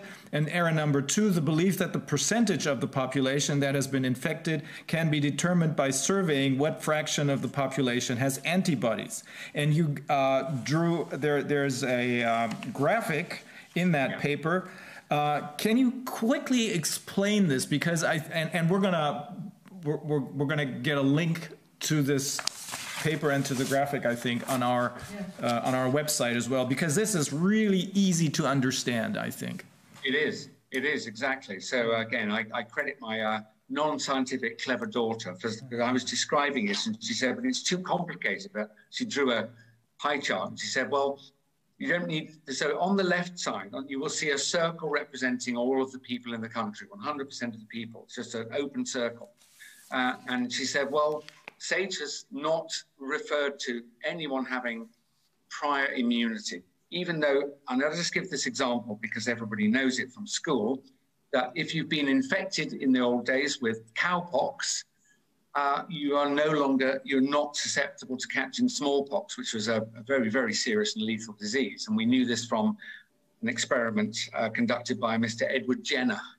And that's sort of the heart of vaccination, and it also proves this notion of cross immunity. If you're immune to something, your body may be, depends on how similar it is, but you may be also immune to something that's related. So this is a really, really well understood phenomenon before we even understood immunology. So I've lost the thread of my thinking. Yeah, so despite that, SAGE, who lacked cellular immunologists or clinical immunologists, so maybe this was the reason, but despite this idea that if you've been exposed to something similar, you may have some immunity to this, quote, new thing, despite that being well established, SAGE ascribed the number of people with prior immunity 0. And it just 0. And so, in other words, 100% of the people were susceptible. Now, I understand the precautionary principle argument that, well, we don't want to make a particular guess because if we're wrong, whatever. But you must understand the effect of assuming no one was immune is everyone is susceptible and the disease will keep burning through the population until, quote, herd immunity is reached, which is, it's not simple. It's the percentages that have to be not susceptible for a disease to no longer spread in an accelerating fashion. It's not simple. It depends on a number of things. But in this case, it is assumed to be about 60% or 65%. Sorry, the number susceptible has to be 40% or less. Mm-hmm. And then at that point, most people would say, yes, it will no longer accelerate and will gradually die out. And if you ascribe 0 to the value of prior immunity, that means all of the 60% required to become immune have to be infected before you reach this happy day where the infection stops spreading. They're able to that because of the lethality of this virus, the high lethality, can't possibly be serious, doctor, even allow the infection to spread through this population of 60% of people when there's such high lethality. We'll literally have corpses piled up on the pavements. But so you can see it may just be an accidental coincidence of them not having the right expertise, but the outcome was everyone is susceptible. It's a very lethal virus. Consequently, there isn't, you could not allow the normal natural process of herd immunity to be arrived at because you'd end up with, wartime amounts of dead. But for a start, I don't think it was ever reasonable to say no one had immunity, even if you didn't know the number. Seriously, if you didn't know the number, you would look at the new virus and you would say, well, it's a coronavirus. Well, we've known about those, I think, since 1965 when I was very small. And we've learned a lot about them since. We know that some can infect animals, some humans, and maybe some have crossed over. But the important fact is we know that at least 4 of them, and just to show off, I'll name some of them: HKU1, E229, OC43, and one other. So I'm not trying to show off, but just saying they're well understood. You can easily find them by Googling. And there are 4 common cold-causing coronaviruses that kill very few people, if anybody, and they circulate and they come up and down seasonally in the population everywhere I've looked, certainly in the UK. And I think then if you look at the sequences, the RNA sequences, you don't find complete identity anywhere with SARS-CoV-2, but what you do find is some areas where similarity is quite high. High enough, in my view, to expect some people who've been exposed to those common cold-causing coronaviruses to have some immunity, some cross-immunity. And I guessed this in March. And I didn't write it as a paper because it was just literally a guess based on being a scientist rather than a sequence-based immunologist. And so I was very pleased when Professor Drosten in mid-April published the first of many papers now showing exactly this, that T cells from people who had not yet been exposed to the virus were capable of responding in vitro to the virus. And I think his number was maybe 40%, something like that. And through the rest of the spring, at least 6 really important papers were published from top quality cellular immunological groups, published in the best peer-reviewed journal articles in the world, like Science and Nature, and they were from Karolinska Institute, I think, and places in Germany and others. And so I believe that certainly by the end of April and certainly by June, I would say if you spoke to someone who understood the immunology, they would say it's absolutely certain that somewhere between 30% and maybe 50% have prior immunity. And if you ask them, do they think it would be functionally relevant, when some of them would just look at you astonished and say, well, what do you mean? I'd say, well, do you think that property of your T cells responding to the virus, even though they've not yet, the body has not experienced the virus, is that functionally important? They would go, some of them said to me, Mike, that's how immunity works. And others would try to deal more seriously with the question and say, well, yes, I've looked at the T cell responses of the same people to things they were vaccinated against maybe 20 years ago. If I could try and do the control experiments and say, I stick some of their T cells to a plastic plate and then I apply what's called an epitope, a piece of the thing that they were made immune to, and then I could look at how vigorously their T cells respond in terms of proliferation, and then do the same experiment with SARS-CoV-2 and these interestingly responding T cells, and they said they look very similar. So they said, yeah. Just one thing. I think you said you meant not Professor Drosten, but Professor Wodak, because you're saying that in March. Sorry. Because you were pleased to read something from a serious scientist, and not. Well, exactly. Yeah. I'm sorry, Professor Wodak. If yours was the first group to do it, I suddenly burst into a very happy round of applause. And second, I remember somebody asked me this question. They said, how did they manage to do this so quickly? And I said, I don't think they did do it that quickly. I said, my guess, and I'd love to meet them, is they were thinking about this much earlier than, I said that my guess is they were probably thinking about this in January, because the amount of time it takes to go through ethics, to design the experiment, to find the people, to get the samples, these are difficult experiments technically. I haven't done these, but I've done the same with B cells, looking at ELISpot B cells and so on. Mm-hmm. I know how difficult they are. If you've got a really experienced lab, you definitely can do it, but these are not 5 minutes or 5 days. Mm-hmm. So I think the amount of time to plan it, to execute it, and then to write it up and get it in a journal. They must have been thinking about it earlier than March, I think. So, yes. I totally agree, Mike, and I think that's all praise to them.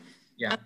I'd like to say that when I first started researching all of this, which was the beginning of September, I was researching the PCR stuff, and I had this problem in my mind that I thought the PCR tests were producing false results, but I still thought we had a susceptible population. Mm-hmm. So I thought that based on the antibody testing. So as well as knowing that, 7% had it in the population as a whole, there were higher rates in London. There were higher rates still in the staff in the hospitals in London and in the kind of Ischgl Austrian ski resort.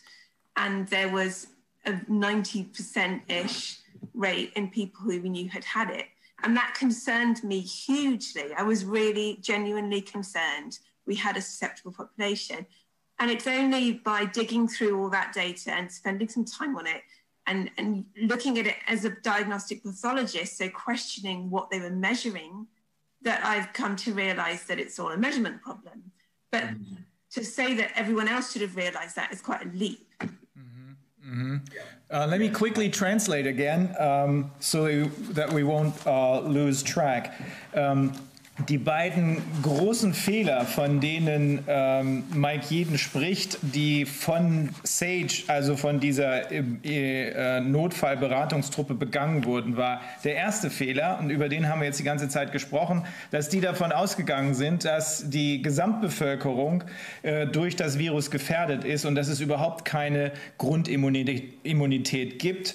Und dazu hat er durch die Hilfe seiner Tochter diese Grafik gemacht. Das werden wir nochmal öffentlich machen, indem wir das verlinken werden. Also nicht nur die Grafik, sondern das ganze Paper. Das ist einfach ein super Teil. Das kann man sehr, sehr gut verstehen.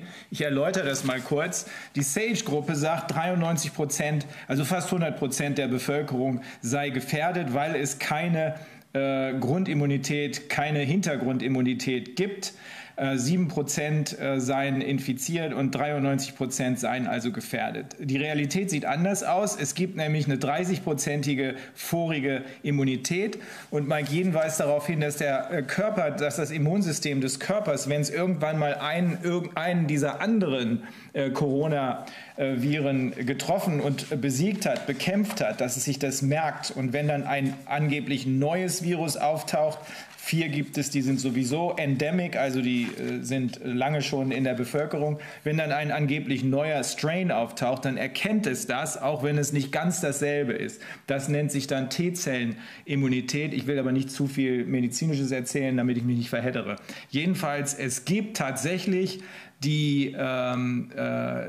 eine Grundimmunität in Höhe von 30%. Inzwischen sind 32% infiziert und nicht nur 7, wie damals der Beratungsausschuss gesagt hat. Wir haben also über 60%, die gar nicht mehr in diese Risikogruppe fallen. Und dann kann man die Kinder noch abziehen, hat er gesagt, 10% von Kindern, die so gut wie keine Rolle spielen bei den Infektionen und bei der Weitergabe. Das heißt, in Wahrheit sind nicht knapp 100% oder 93% gefährdet, sondern nur 28% sind susceptible.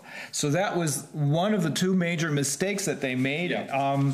I actually don't believe that's an innocent mistake, but anyway. And the second one is the belief that the percentage of the population that has been infected can be determined by surveying what fraction of the population has antibodies. Yes, so let me just expand, please, on that one. Yeah. So because it depends on how you do the survey, it might be a very reasonable thing. So I am aware of scientific studies, I think in Japan and possibly other countries, where a group of individuals was followed every day through a coronavirus outbreak. And I think if not every day, then very often they were tested to see if they had the virus by PCR. And also very frequently, if not every day, they were tested using what I would describe as a high sensitivity antibody test. And they were really trying to see if there's any at all.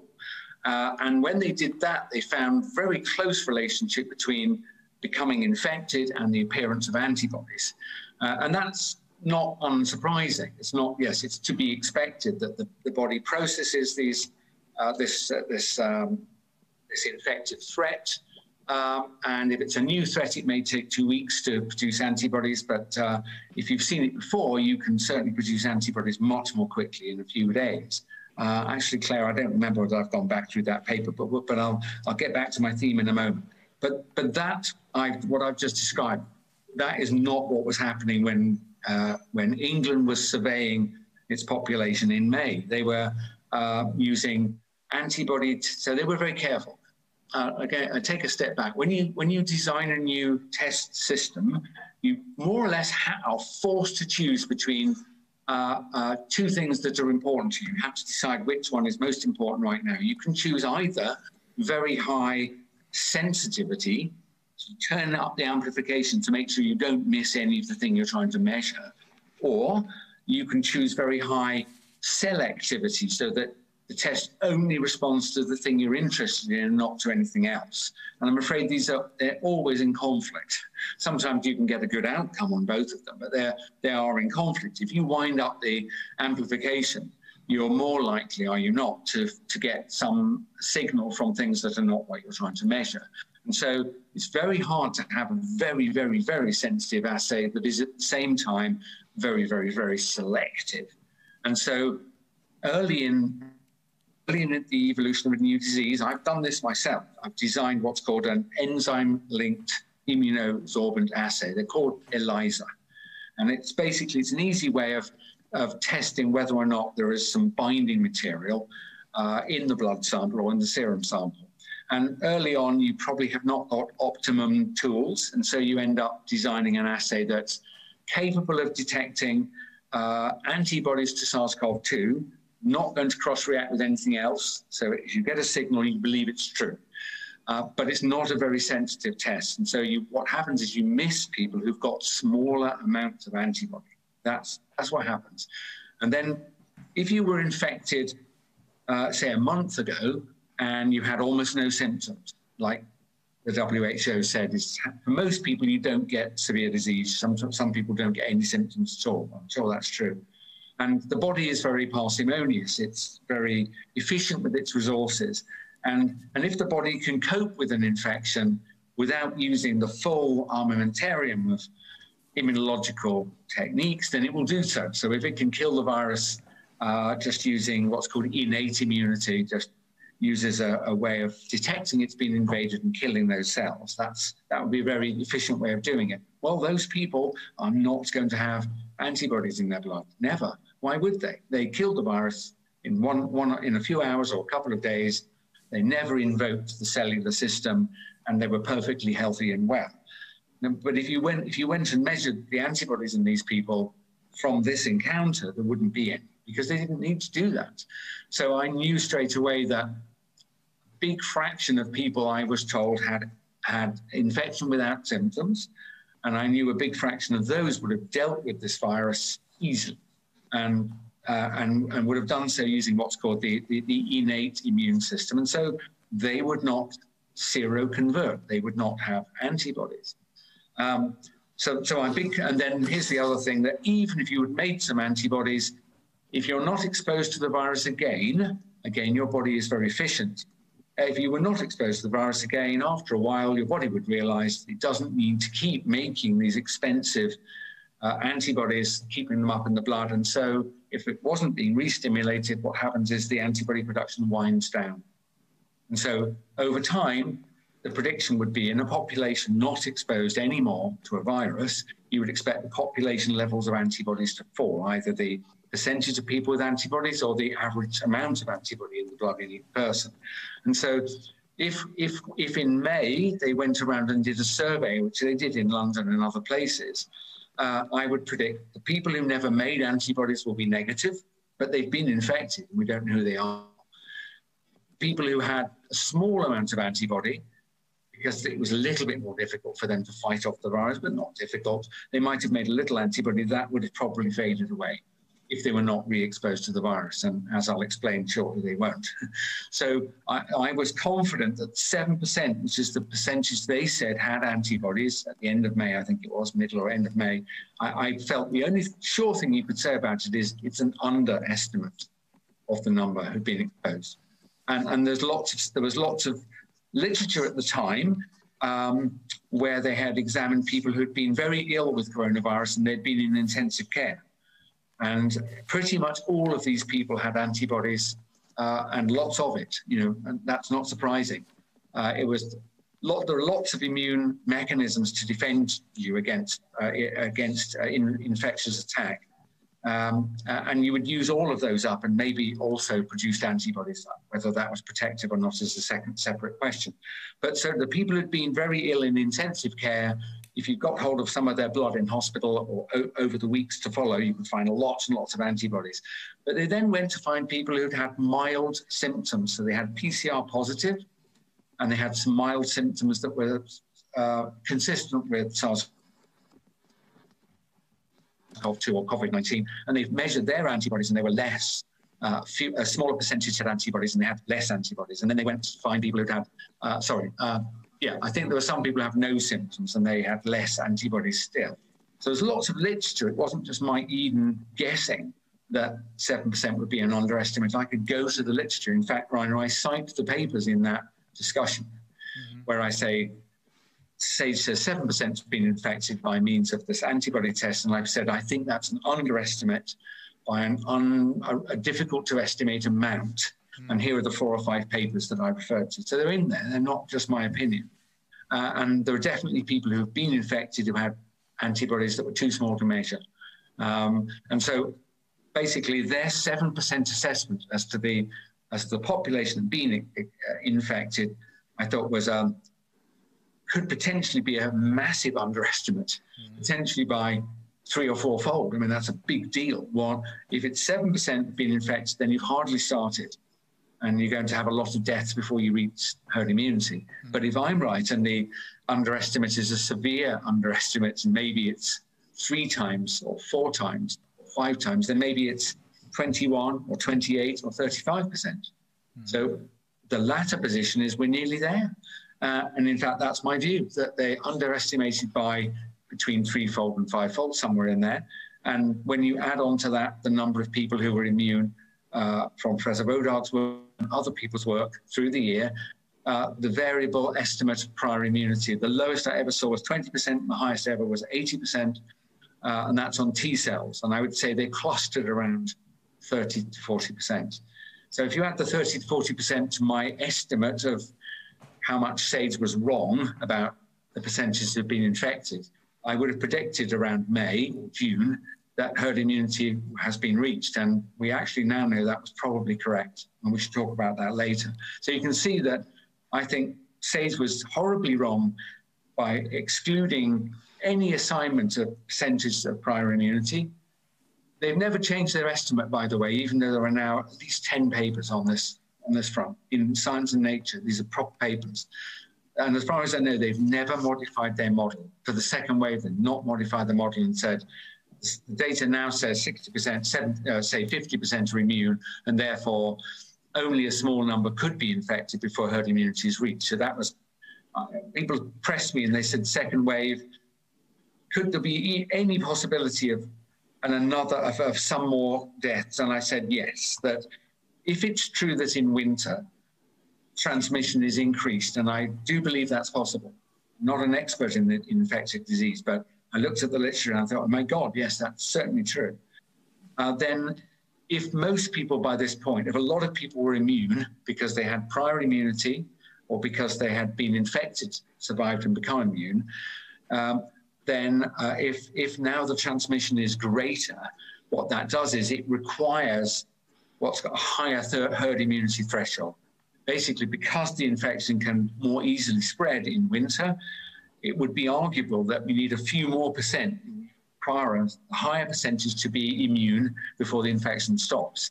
But when I did the maths on the back of a piece of paper, I realized, well, that cannot be many people, a small percentage of the population, maybe 5 or 10%. And if you spread that out over a period of days or weeks, and then you work out what fraction could actually become ill and die, my guess was you wouldn't actually notice.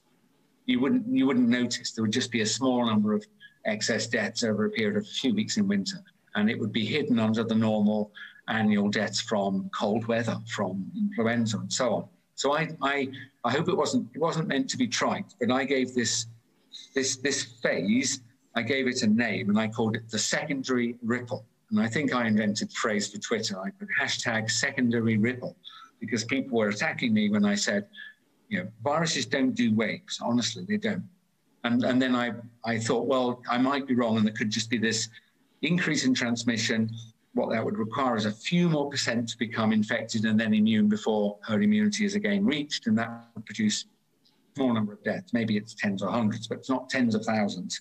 And so I called it secondary ripple. I partly did it because I wasn't sure, and I wanted to show that I have been thorough.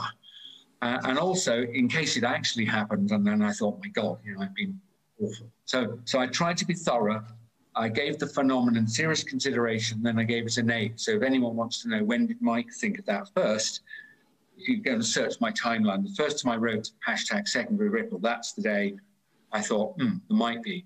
But I still maintain that you wouldn't actually be able to detect it, because the first wave has gone through. Most people are now immune or not susceptible. The remaining, there's a tiny number of people who could be infected, but you can't get this runaway infection. That's what herd immunity does. It doesn't mean you can't catch it. It means it can't accelerate away. And so I just wanted to check that if winter weather increased transmission, and if that demanded a higher level of immunity for the herd immunity threshold to be applying, that would lead to a few more people who might die. And I gave that term, that phenomenon term, secondary ripple. But you can't have waves. That you simply can't.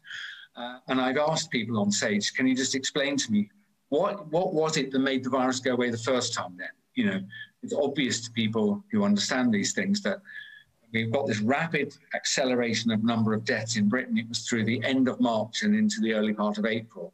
And it went from not very many to thousands. It was over 1,000 a day.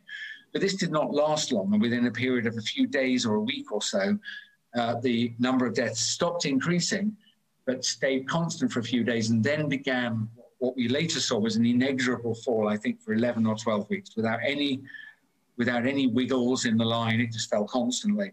And in retrospect, the interpretation is very clear that what caused the infection to turn was erosion of the susceptible population to a point where the infection could no longer accelerate away, in other words, aka herd immunity.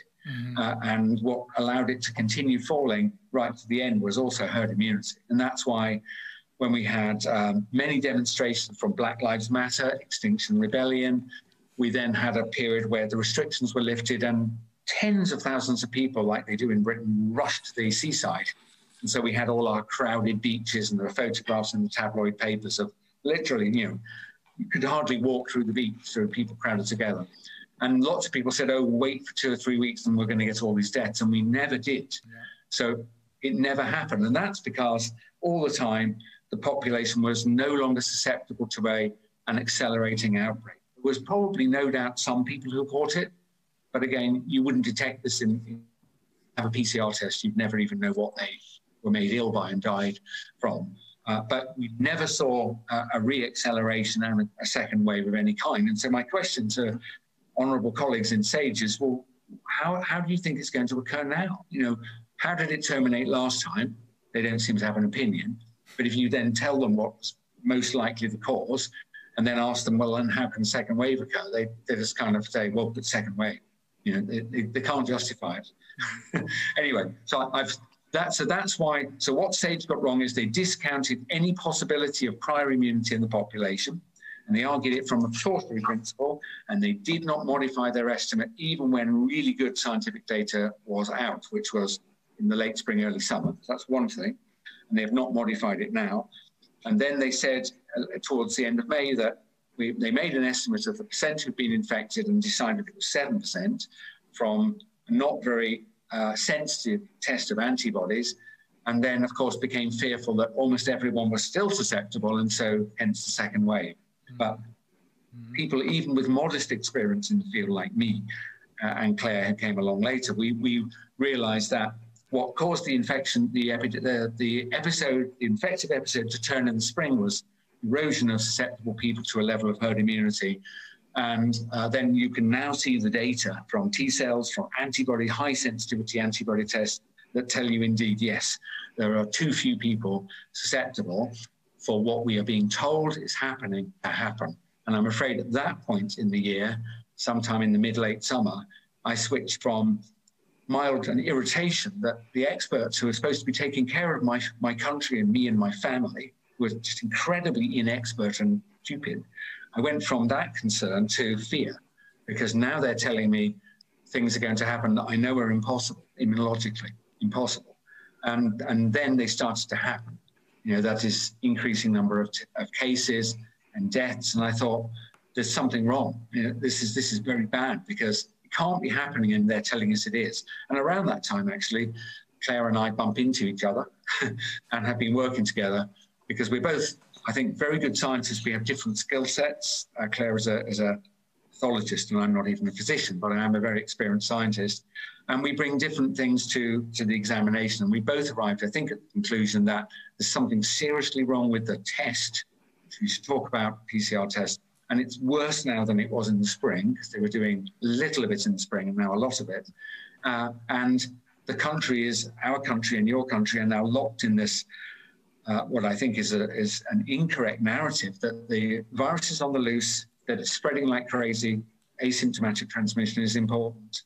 No such thing. You've heard of this. And so we need to test as many people as possible every day if possible, and then isolate people if we can, even if they're young and healthy. And in that way, we may eventually get on top of this virus. Whereas I'm sure Claire would agree with me that what we probably need to do is turn off the incorrect, error-prone mass PCR testing and wait a few weeks, and then everything will be normal. That's it. Let me explain this, and I'm going to summarize this. I know, however, that most of the people who are listening will revisit this over and over and over again, and I'm glad they will, because many of the viewers are scientists who will be able to follow you. So I'll translate this into German. Also die Grundannahme, dass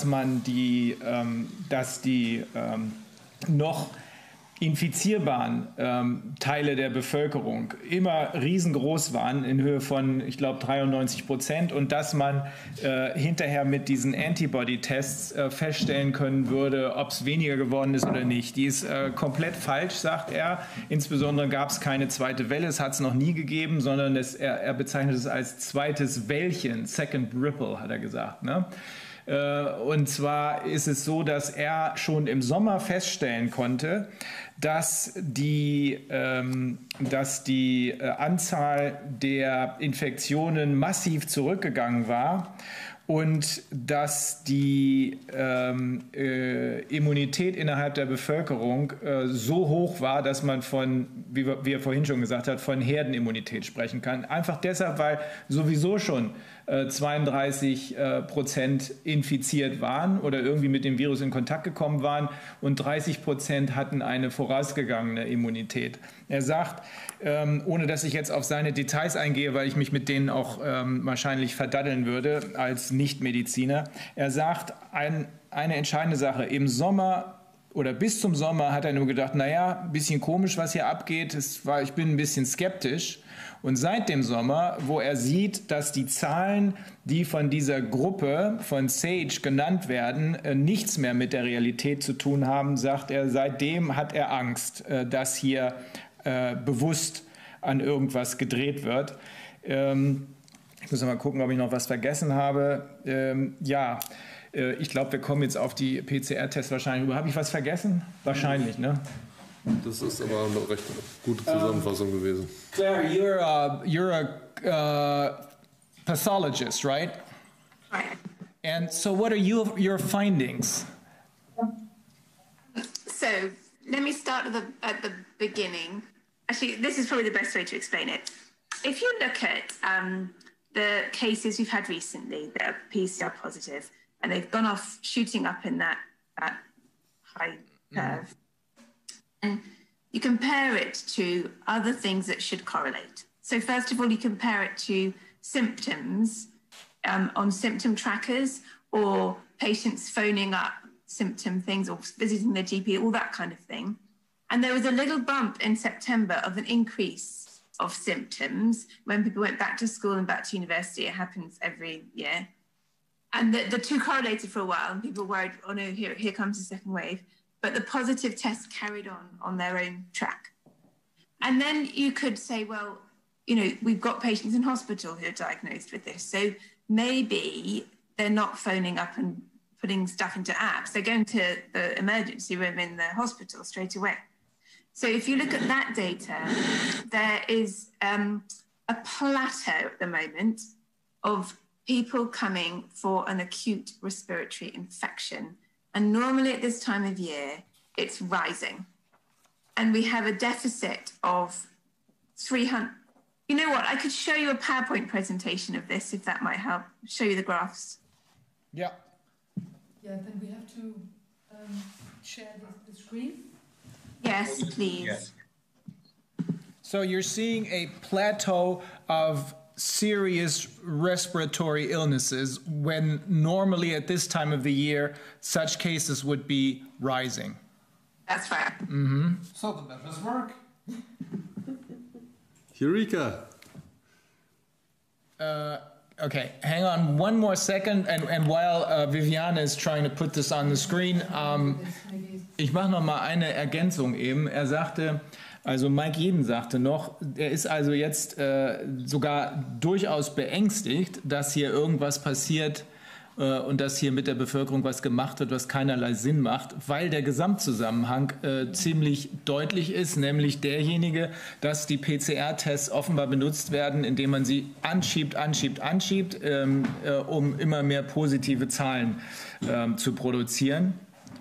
So wie am Anfang seiner Ausführung er gesagt hat, solange die Bevölkerung an diese beiden falschen Tatsachenbehauptungen glaubt, nämlich einerseits daran, dass man mit PCR-Tests Infektionen feststellen kann und zweitens, dass es asymptomatische Infektionen gibt, wird man einen Grund haben, scheinbar jedenfalls, jeden zu testen, und zwar für immer, weil man ja immer Leute ohne Symptome sieht, also immer die Gefahr hat, dass diese symptomlosen Leute hochgefährlich sind. Und Claire, die ist Pathologin, Claire Craig sagte eben, dass die normalerweise um diese Jahreszeit, also aus ihrer Sicht passen die positiven Zahlen, positiven Testergebnisse nicht zu den realen Krankheiten, die sie berichtet. Normalerweise würde es um diese Zeit einen Anstieg der Lungenkrankheiten geben, der Respiratory Illnesses geben. Ist aber nicht so, sondern es hat sich ein Plateau gebildet. Claire, I'm going to let you continue while my people are trying to put these your charts on the screen. Okay, so this discrepancy of people who should have been coming to hospital with an acute respiratory infection is about 300 patients per day. And then we have a new category of people coming to hospital of COVID-19, which rises at the same rate that should have been rising. And the discrepancy, it's got to about 200. So some of this seems to be a misclassification. Maybe could you request the screen share? Because then it'll be possible. On the right-hand side on this list of...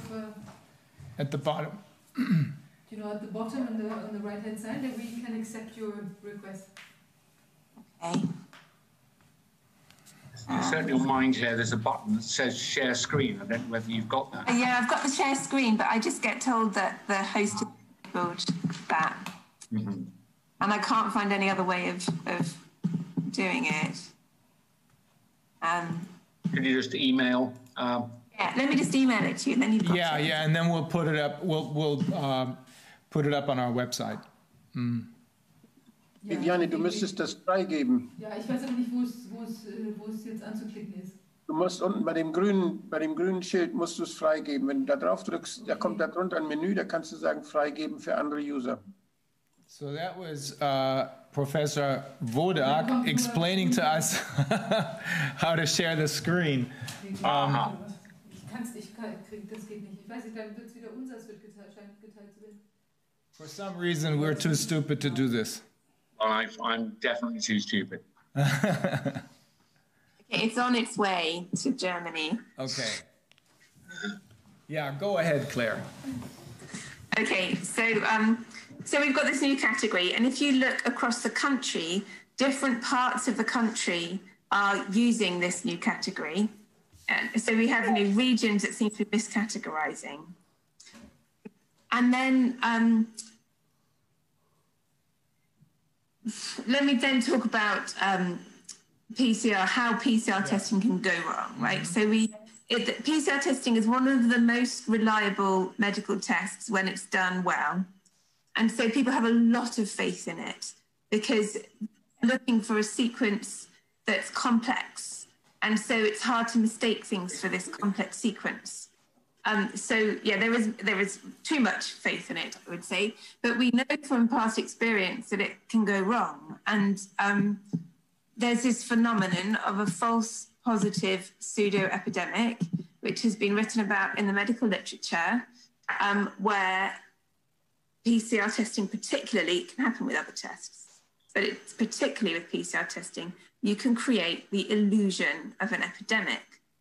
And it's difficult to prove you're not in one, but I have attended lectures where I have been taught how you prove you're not in one. So I can prove to you that we're not in one. Mm-hmm. The thing that's obvious to everybody is that you don't have the excess deaths, right? That's the critical thing. You have deaths that are labelled with this disease, but there's no excess death. Now, we're in a tricky situation at the moment because there are non-COVID excess deaths sometimes. We had that in the spring. And, you know, when people can't access healthcare and when people aren't staffing ambulances because the ambulance staff have a cough and they have to stay home, then people die. So that becomes a bit tricky. But the other way that you prove it is that you look at the way the data points relate to each other. Have we got the PowerPoint? Haben wir das Ding jetzt gekriegt?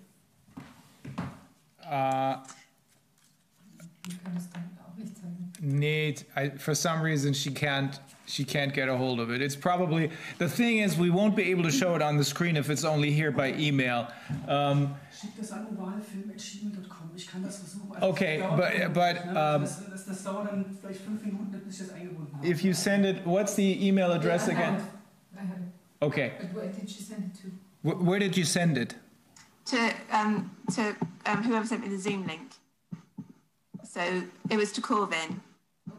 Okay, so we're going to have to send it to oval, OVAL, at gmail.com. And then oval, OVAL at gmail.com. I'll translate in the meantime.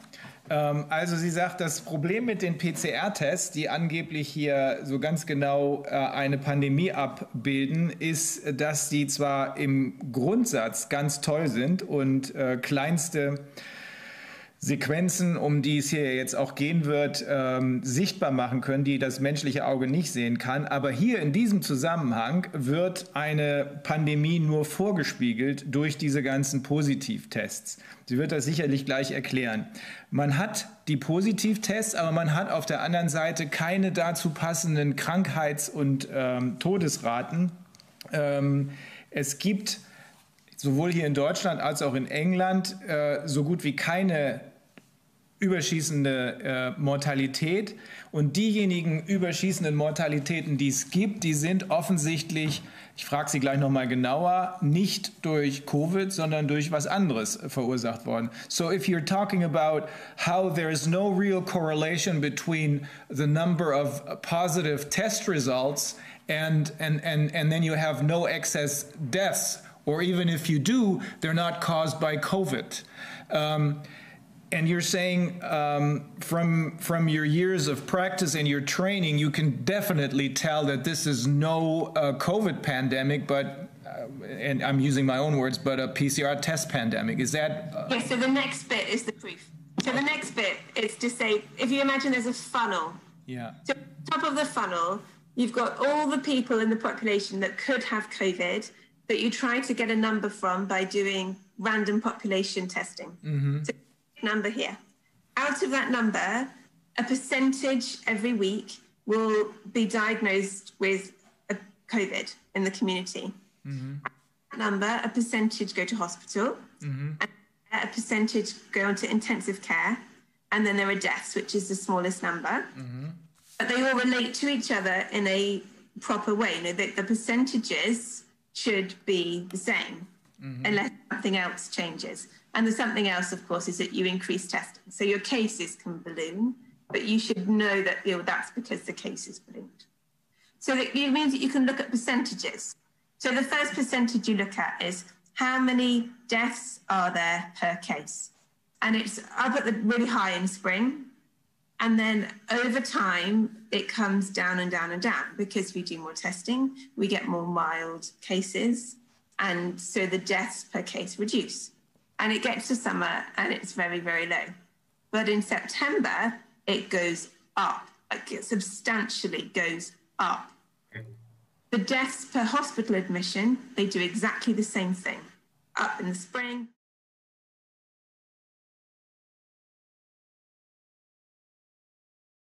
Same shape. So there's 3 sources of evidence that tells us COVID got more deadly, okay? Then you look at it in a different way and you say, well, how about the relationship between how many hospital admissions there are per case? And that fell and is still falling.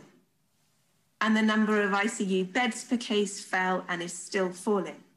So COVID has got less severe. So we have a disease that's more deadly and less severe. You can't have that in biology. That doesn't work. So the only exception I think I could think of was, right, what if people are dying suddenly in the community from clots? So I checked where people are dying, and 80% of the COVID deaths are in hospital. So it doesn't make sense. So you're saying with your funnel model, you're saying if you look at the population and you're using this funnel, then we have a large percentage of the population who test positive, a much smaller percentage of the population who show symptoms and actually fall ill, and even smaller percentage of the population that has to go to the hospital, and the smallest percentage, of course, is those who die. Yes. And this pattern, or no, then you're looking at how I think you're talking about the case fatality rate, not the infection fatality rate, right? That's right. You're saying the case fatality rate is such that in May and in spring is very high, then in the summer it's really low, and now in September it was way up again. What's the next step? I missed the next step of your argument. So this is also true of deaths. I'm sorry. Yeah. So it's also true of deaths per hospital admission. Yeah. And of deaths per intensive care bed. Yeah. The deaths are rising in proportion to a lot of the measures. Mm-hmm. But then when you look at hospital admissions per case and intensive care beds per case, those are falling. Mm-hmm. It's more deadly and less severe. How do we make sense of this? Because instead of them, each data point should relate to the disease. So each data point should have that regular relationship with each other. Mm-hmm. Each data point instead relates to only the test and the testing. I got it. Errors. They can do whatever they want, what they tend to do. And the mathematical proof of it isn't in the PowerPoint, actually, and I haven't shared it a lot because it's complicated, but I'll tell you anyway. If you include the lags between a case and a hospital death, then you look at the ratios of the data, they just are all over the place. If you take out the lags and just say, tell me what it looks like on the day the test is done, they're really neat. So they correlate the wrong way around.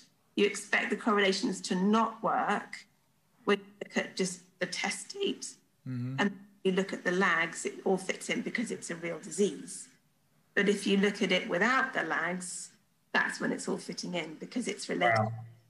Yes, Claire, I know this story because you've described it to me several times, and my genuine fear is people could listen to this again and again and again and not understand. So, so this is I just wanted to offer. So Claire has described how there is, as it were, uncoupling or lack of linkage between the claim that someone is, quote, ill with COVID and the happening of their death. And she's followed that through all sorts of measures through the healthcare system. And it is compelling. And that means they are dying. These are people who are dying. But we don't think there's, whatever it is that's killing them, it's not the same thing as was killing them in spring, because all the relationships are wrong. And the easiest way to explain it is that the test and this diagnosis, quotes, COVID is incorrect because there's something wrong with the testing system.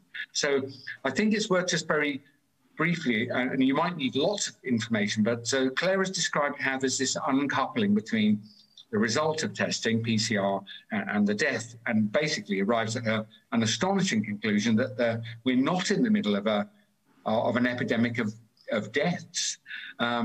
So there's two things. I'll leave Claire to describe how we know this for absolute certain, some astonishing data that came to our way in the early part of this week in a moment. But I think it's maybe just worth me taking a minute or so to describe how it is that PCR test that Claire described as wonderful within its, in lots of ways, how could it go so badly wrong? Because I do believe, just from a scientific perspective, it has done. I won't take too much time, but we can come back to it. So it is a very good technique. As Claire said, it's a technique where if you've got the conditions right and you use what are called primers, they're pieces of genetic information that are designed to be complementary to the thing that you're looking for. So they're a really good fit only for the thing you're looking for. And so if the test finds it, then you'd be able to say, yes, what I was looking for is present. And it can do it on tiny samples because it's an amplification technique. It can amplify it again and again and again. If you understand even basic mathematical functions, if I say, 2 to the power of 4, you'll know that that's 4, 8, 16, 32, is it? Yeah. 2 to the power of 4. Yeah. But if I say 2 to the power of 40, you'll be kind of reeling and falling around and thinking, hold on, are there more grains of sand on the beach or stars in the sky than this or whatever? The answer's probably.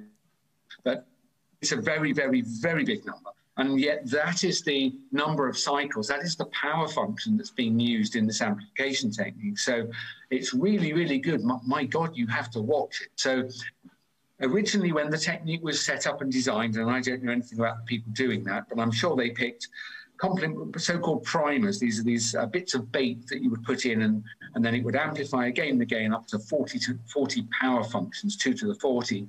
And it's got a little bit of something fluorescent or whatever, light absorbing. And so you'll be able to see a color appearing or fluorescence appearing or whatever as time goes on. So this thing, they can validate it and show that it responds to a bit of virus, and then you think, well, and you're off, and you should be able to go off to the races. Well, it's not so fast. There are several basic steps that I've lost. Several basic steps you need to go through. So you need to check, for example, that the test might pick up the virus, but does it pick up anything else? And so you look and check that it doesn't respond to lots of other things. So that would be so it doesn't produce false positives by lighting up when something other than what you're looking for is in the test. And ultimately, you run the test a few hundred times in a laboratory and just check when you haven't added the virus, how many times does it come up positive? Because I assure you it does. That's true of all mass testing, that occasionally it goes wrong and it'll say that I've got a positive, found the virus, when in fact the virus isn't there. And the way you estimate how often that occurs is by deliberately and systematically loading some of the test systems with a blank that you know does not contain the virus. And you run it a few hundred times, and every now and again it says virus present. That's called a false positive. Now, there's half a dozen ways in which you can get a false positive. That is, it says I'm positive even though the virus isn't there. And we probably don't have time to go through all of them. But the point is they occur. False positives occur. Positives also occur. Sometimes you put the virus in and ask, after hundreds of runs, how many times does it say to you, actually, no virus found? And you know that's a mistake because you put it in yourself. So, but these things, rather than trying to guess it, what you do is you test it. And you don't just test it in the lab that designed it. That's called a laboratory test of intrinsic performance. How selective is it? How specific is it?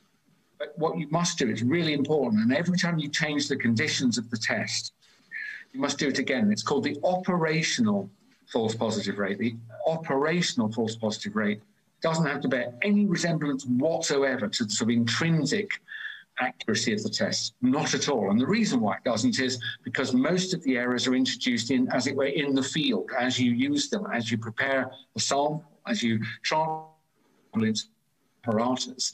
That's where all the mistakes are being made. So if you just relied on the performance of the PCR itself, just the end stage amplification, and say, well, that's the accuracy. You know, it never gets it wrong more than 1 in 1,000, which is lots of politicians have done this all year, and they've even criticised me for saying, how dare you suggest that the false positives? I've looked at the spec sheets and there aren't. And I've said, well, you haven't determined the operational false positive rate. And so I'm probably the most famous person who's infamous person who's criticised the government consistently on this point, to the point that I've even tangled with the country's most famous statistician. He's kind of criticised me and said I've just got it wrong, and I honestly haven't, Sir David. Basically, anyway, I'll cut long to short. It is possible to have false positive rates that are all of the positive. So this is a stunner. It is possible to have conditions such that all of the positives are false ones. For example, if you have contamination in a lab. So every time you put your piece of apparatus for maybe transferring liquids around, it might be called a micropipette. If you put it down, and unknown to you, there is like 1 trillionth of a piece of whatever it is that might contaminate it. That is, you can't see it. You might even have cleaned it 3 times and it's still there. You put your pipette down and it touches it, and now you use it to transfer some liquid. There might be enough pieces of RNA to be positive in a test that goes 2 to the power of 40. So you don't even need to work out how it happens. That's not what you do. What you do is you test the damn thing in the field. You get a third party or someone blinded to the procedure to actually test how your asset is performing today in a big warehouse, you know, in an out-of-town industrial park, because that's how they're doing it in Britain now. And you feed them lots of samples, and you see how the assay does. And they have never done it. I've been badgering the UK government and its ministers for months. And eventually, I mean, lots of people, I wrote what's called a written question to Parliament. They are obligated, if the question is proper and it's done in the correct way, they are obligated, I think, within 2 weeks to give you a written answer. And they file it in what's called Hansard, which is the written record of the Parliament for the last 1,000 years. So it's a pretty serious thing. You're not allowed to lie. You're not allowed not to answer the question. So if the question is properly bounded, so I asked them to give them the operational false positive rates for every week of October.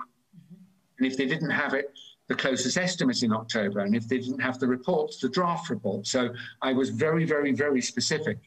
And I kind of know it was me that did it, because eventually the admission on the says, we have determined the operational false positive rate a number of times, but have not succeeded. Consequently, government does not possess the number we asked for. We do not know what the operational false positive rate is. Now, to those of us who understand mass testing, and it was not my area of expertise, but I've definitely done it in the pharmaceutical industry, at this point I would go around to the person running the assay and say, just explain yourself to me. And the answer, you know, I'm under such pressure, Mike, that, you know what, I'm just not bothered to test it. It needs to go away. You know, that would not be acceptable, because the conclusion from not knowing and not having tested the operational false positive rate is this: that if you've got 1,000 positives, impossible to justify saying whether one of those is genuine, 10 of them are genuine, 100 of them are genuine, or 1,000 of them are genuine. It's literally impossible from a scientific standpoint, statistical standpoint, legal, forensic standpoint, and yet they're using them to crush my country.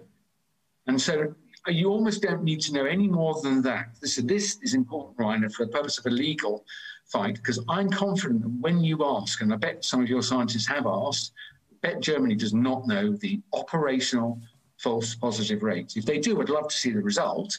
Also, I would want to know that they did it last week and last month as well, and not just in April, carefully in the lab. And the reason I say this is because, and Claire and I have looked at this, early in the spring, most of the PCR tests were being performed in hospital labs. So a big regional hospital would have its own microbiology lab where they would grow out organisms to see what bacterium you have. And they would also maybe have a molecular biology lab, and they had clever people there who, that's what they did for a living. They're properly trained people. And so some of the tests were being done in hospital labs. Some were being done in what's called the Public Health Laboratory Service. When I was young, Britain had a very, very good PHLS, Public Health Laboratory Service, and almost every town would have a little lab nearby for disease outbreaks. This is how we used to do it when we were a proper country. And then more recently, we've centralized this so that there were a small number of labs, and they're still very good. They are public labs. They've often been put out to private tender, but they're still very good people. I know some people who work in the Public Health Laboratory Service. So that's how the tests were being done when they were doing a few thousand a day, mainly on patients, people who were coming in through the door and they were ill. They would swab them and send the test off to the lab or to the Public Health Laboratory Services. But the point I'm going to make is hundreds of different people, certainly scores of different people, were doing the test every day. The wonderful thing about that is if one of them makes a mistake and the other one doesn't, you can see it. You know, you can start to see big changes. If, let's say there were 30 swabs taken in Manchester and 1,000 in London, if one lab produced and then all of the results were positive instead of only 1%, you'd know there was a problem, right? Because you could compare.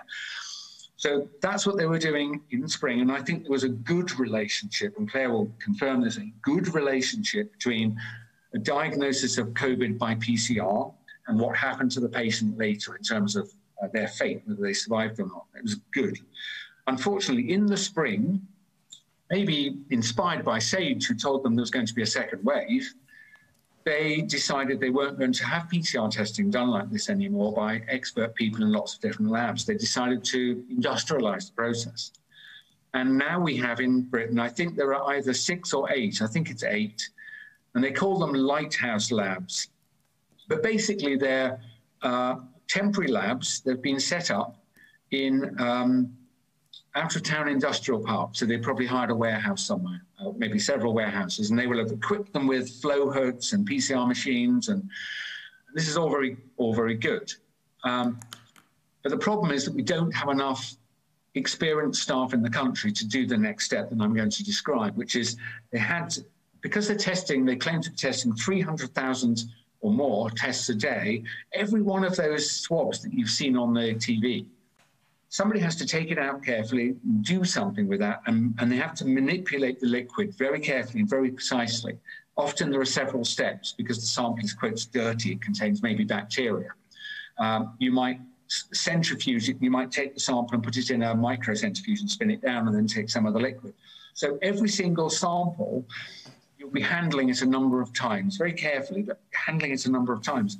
And if you've got 300,000 samples, even if it's only a few steps, you can suddenly see how many, potentially millions of manual handling steps that takes. Now, in the spring, they seconded from universities people like me 35 years ago, I was a postdoc, I was a student doing my PhD, and they would say, excuse me, there's a medical emergency in your country. You're used to working in the lab. Will you put your lab coat on and come and help? And I would say, certainly. And so in the spring, lots of people doing this test at great speed and pressure. It was a helpful effort, were people like Claire and I when we were young. And they would work 12-hour shifts, and they were really, really careful. And I think the test worked well because the results were reliable.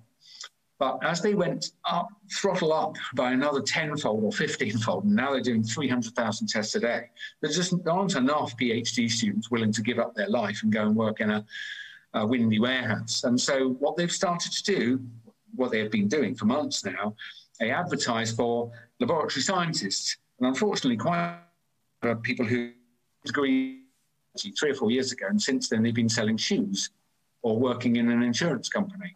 Or one of them was a DJ. So they do have a degree in science. Almost none of them have any experience professionally of working in a laboratory. And the last time they were in a laboratory was one of the 10 laboratories they had during their degree in that particular topic. That's the only time they ever used a pipette. And these people are now running PCR tests or doing the sample preparation for our nation. It's not their fault. I absolutely attach no blame whatsoever to any of the hardworking people who are doing this. So here's the point. I'm comparing what was done in spring, where lots of very experienced separate labs were doing it, and the data looked good, and Dr. Craig will tell you that it actually married up with fatality. And what they're doing now is centralized testing in brand new labs, largely at the bench, staffed by people who've never done this for a living. And then I ask you, don't you think you would really want to know what the operational false positive rate of the installation was now? And the answer is you don't want to know it, because it's not going to be the same as it was in spring. And it probably was only 1% in spring. 1% of the positives were false. And I'll just briefly pause because lots of people get confused at this. If only 1% of the positives are false, why am I complaining? This isn't a problem, 1%. Yeah, but what happens if only 0.5% of the samples actually contain virus? Well, that means possibly 0.5% of the positives you're seeing were of people with virus, but the other half are false positives. In other words, at best, 50% of the positives are real and 50% are not. What happens if, in fact, as it was true in the summer, there are only 0.1% of the samples are positive? You've got 1% of the samples being positive. That means 9 out of 10 of them are not real. And that's with a number like 1%. It's a very important concept. So basically, it's a better way to ask it is, what percentage of false diagnoses is a better way of describing it to people? What percentage of false diagnoses? And you know what? The government's not even measured that, so they don't know. And my belief is that there were times in the summer when I think the false diagnosis rate was probably about 90%. So it wasn't complete, but most of them were not real. But I now think there's good evidence to believe that fundamentally all the positives are now false. And I say this because I've seen traces, I think from Scotland rather than England, where the percentage of tests that were positive has been an absurd 11%. It's like 1 in 9 people. Yeah. It's just not immunologically plausible that 1 in 9 people of a random sample, these are not people with symptoms, a random sample, have the virus. For a start, I don't think there was ever a time in this epidemic when not 1 in 9 people had it. And yet there they are gaily churning the handle on this test, and I've seen it says 11% positivity. That means the virus is getting worse. And I say, no, it tells you your test is utterly broken. And then when I ask them, what's the operational false positive rate? And they go, we don't know. You can see the collision here. And Claire will describe in a moment what she has already described, how there isn't any connection anymore between a positive PCR test and what happens to the person in terms of illness and death. And we think the reason is because there isn't any virus anymore, effectively no virus. I'm not saying 0 cases, but it's asymptotically at the bottom now. It's sort of plateaued at low level. And you can see how the misdiagnosis with PCR could occur, because I think, reasonably fairly described an industrialized process done by inexperienced people where no one has done the basic checks to see what the performance is like. So they don't even know if it's wrong. My note to myself was, in a normal lab, you have quality assurance, quality control, and error recognition. You have in your mind as a lab supervisor, how would I know if it's gone wrong? And you know the answer to this question. So because you've got to do that to preserve the integrity of your test. I believe no one's doing that job at all right now. So where was I going to go with this? Let me quickly. I was going to just mention a couple of other things. That one way you avoid this being a problem is you retest positives. And in all previous epidemics, we would retest positives because there aren't very many. Not very many people would have this infectious disease. And so if you're doing 1,000 tests and 1% are positive, that's only 10. So it's not difficult to take those 10 and retest them. And if they're positive again, then you're really, really sure. And we used to have that discipline, and we've forgotten it, and we don't ever do it in mass testing. So they don't retest positives. Oh yes, and then I talked earlier about amplification cycles. Yeah. We knew early in the outbreak, understandably, that although PCR is not a great quantifying technique, we knew broadly that if you had a lot of virus in your sample, you didn't need to amplify many times before it became positive. But if you had very little virus, you would probably need to amplify 2 to the power of 40 or 2 to the power of 38 before it became positive. We knew, because someone had studied this and published it, that there's a broad relationship. So basically tests associated with a low number of cycles, what they did is they tried to culture virus from the sample. Because if the virus is really there, be able culture. Well, when I say culture the virus, you should be able to infect some naive cells with the virus to which they're susceptible and watch it grow out over a couple of days. And they did do that, and they found that people who were positive tested PCR, but only as a small number of amplification cycles, they found that was associated with a good success rate of culturing virus. It all ties together. Lots of virus, don't need very many amplification cycles to get a positive, were able to culture. But I'm afraid the other end was also true. When the positive test was associated with a high number of amplification cycles, they couldn't culture virus at all, ever.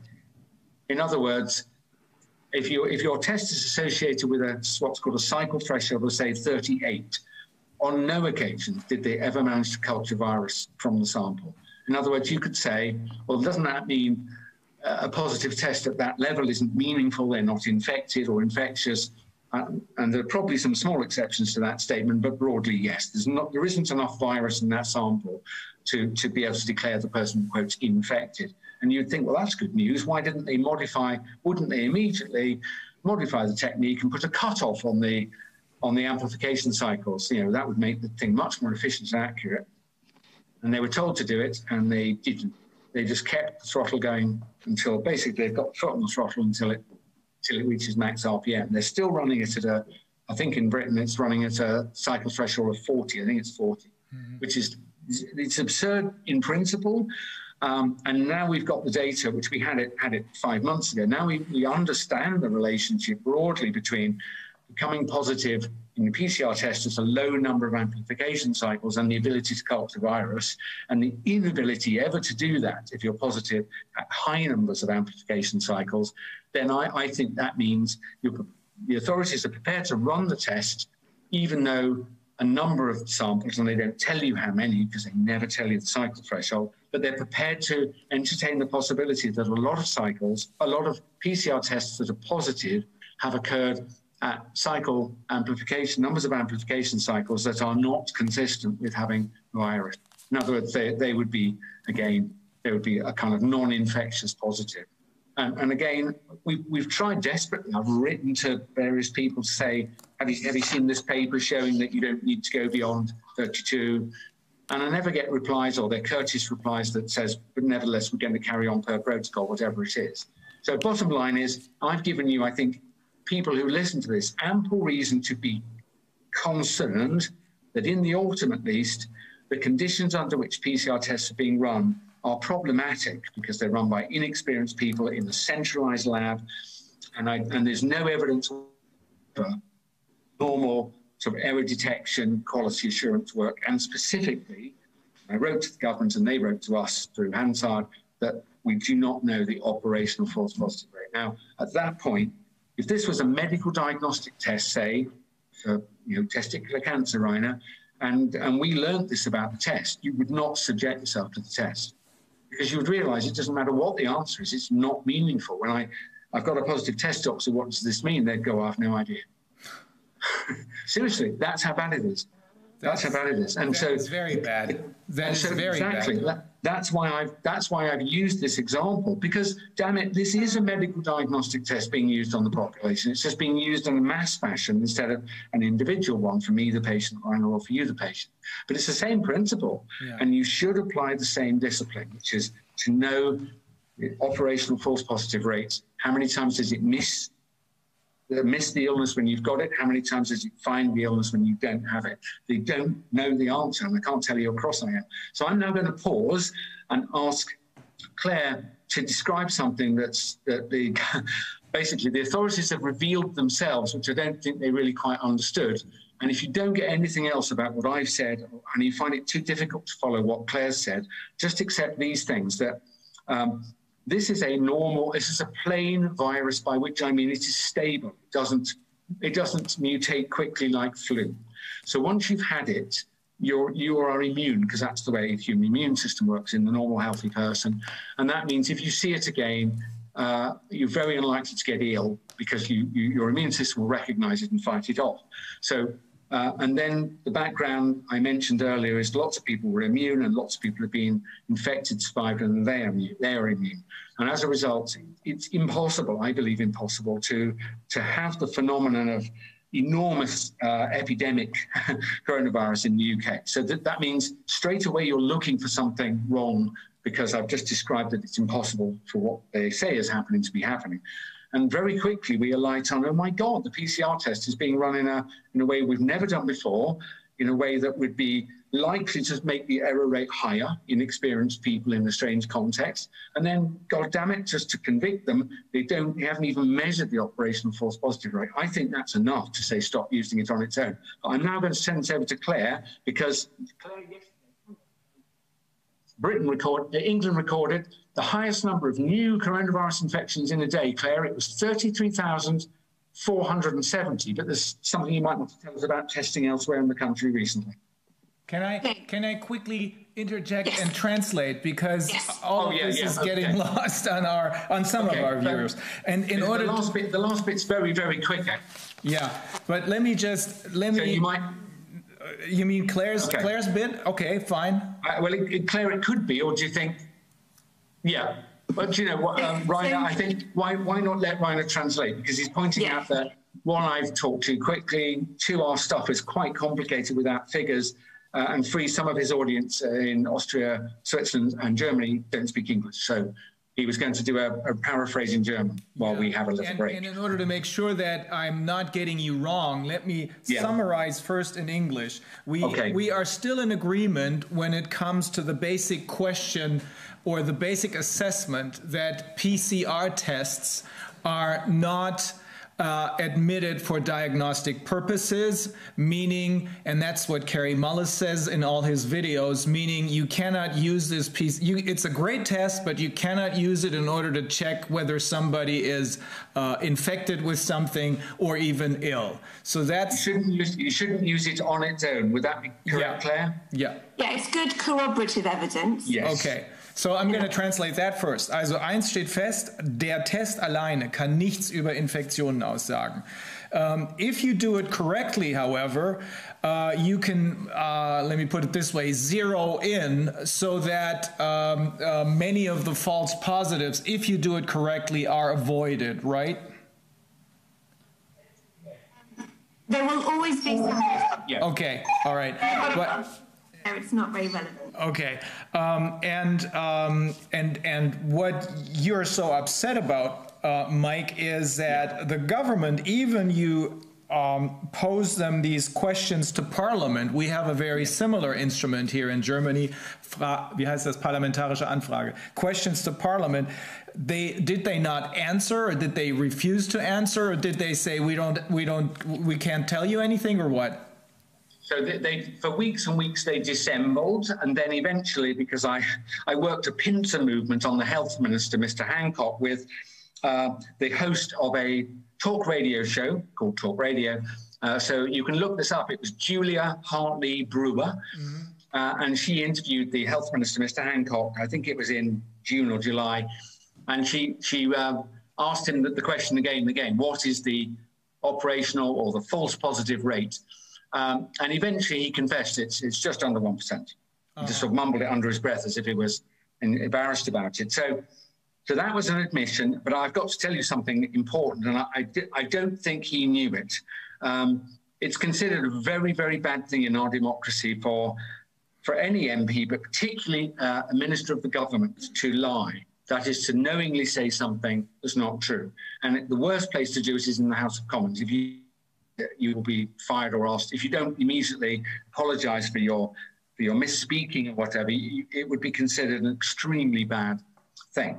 So Matthew Hancock didn't say it in the House of Parliament, but he did say it live on a radio show that you can go and find now. And what he said was the false positive rate is just under 1%. Unfortunately, that's not true, because we've now learned in October that not only then, but never have they measured the operational false positive rate. So the number he quoted, and I don't actually think he knew that, poor man. I think someone just told him what to say, because he's not a scientist. I think the number they quoted, which is just astonishing gall, they quoted the number from an internal scientist, a government scientist, wrote critically, very politely, but very critically, to Sage on June the 3rd, 2020, one of the authors was a Dr. K. Baker. I don't remember the other person, but they basically said PCR test for SARS-CoV-2, as far as we can tell from looking at all the documents internally and all the scientific literature, has never been tested for its operational false positive rate. In other words, it's a diagnostic test that's not ready for use because we don't understand even the basic parameters about it when actually put in use. And then they went very carefully through saying what will happen if you don't know this and then you use it, and it will model various error rates. They're saying, here are some plausible error rates because we've looked at half a dozen similar techniques. So we've looked at the actual error rate from these techniques, and then we've modeled them for you, false negatives, false positive, and it was awful. It was basically, it said very clearly, you know, don't use this test, and for God's sake, not if you haven't characterized it. Apparently, this document, 7 pages, I think, was sent specifically to SAGE. I looked at the minutes of the meeting at which it was filed. It was not mentioned. It's not even an exhibit on the minutes of that meeting. So they decided not to consider it. So there was the clear evidence of a scientist, an honourable person, writing. It probably took courage to do that. I bet it wasn't very popular with their supervisor. So basically they wrote in to say, you know, we don't know the basic characteristics of this test, this PCR test, and I'm labouring this point because you and I know how important this is. But we shouldn't use this test because we don't understand the operational false positive and negative rates. And they, despite probably the displeasure of their supervisor, they did it anyway, and they wrote to SAGE, which is the best place to go. And it looks like SAGE didn't consider it. Maybe they just dropped it on the floor, but they certainly didn't discuss it. It's not minuted. You know, Dr. Baker and others have sent this test to us, and here is our concern. Here's what we should do about it. The way you would expect, at least a paragraph. Okay. This is of the testing strategy, and it's not being discussed. Yeah, we have to translate a little. So it doesn't tell you anything about infections if you use only the PCR test. I think that's second. Claire, you go. And second, if it does test positive on something, we have to remember that it cannot distinguish. And I'm probably using an unscientific term, dead from live matter. So that's true. Okay, it's very possible. That's and true. According to your estimates, which are in complete agreement with the scientists who we listen to, more than 90% may be false positives. And that may be due to the fact that they're finding fragments of your immune system's fight against the common cold or something, because it cannot tell the difference between whether it's a hot infection, and I think that's your definition of a real infection, hot infection and a cold infection. Hot versus cold. It's worth just saying, you're trying, actually I can hear you trying to explain how it is that false positives can happen. You're trying to add various things like, I don't even know whether the PCR tests cross-react with common cold coronaviruses. It's been suggested to me, and then I really drilled down with a friend of mine, and he said, I'm not sure. So I decided not to say it anymore because it might be true. But if it's not true, I will damage my credibility. But so you can hear I've actually rode back. I think what's key is that there are lots and lots of causes. We have to translate. We have to translate. I just wanted to make sure that I'm not getting you wrong. Now, at the center of everything, das müssen wir wissen, the operational false positive rate, that is of utmost importance. You inquired about it and you got a wrong answer. Maybe it was an innocent wrong answer, but maybe this politician was fed the wrong answer. We don't know that. So. And but in order to give me the opportunity to translate this, what is the operational false positive rate? Does it refer to contamination? Probably does, right? Because that's what Professor Claire, maybe you were just going to say there's lots of ways in which you can get incorrectly a positive result. Okay. Yeah. So the people keep focusing on the equipment, and the equipment have a false positive rate, and it will be low and constant. But the process will have lots of potential variables. Yeah. Particular members, like particular populations, might have higher false positive rate. I think people in their 20s have higher false positive rates, which is why we saw that happening. So there's lots of different things going on. At the moment, we've got men testing positive twice as much as women in the community testing. Ja.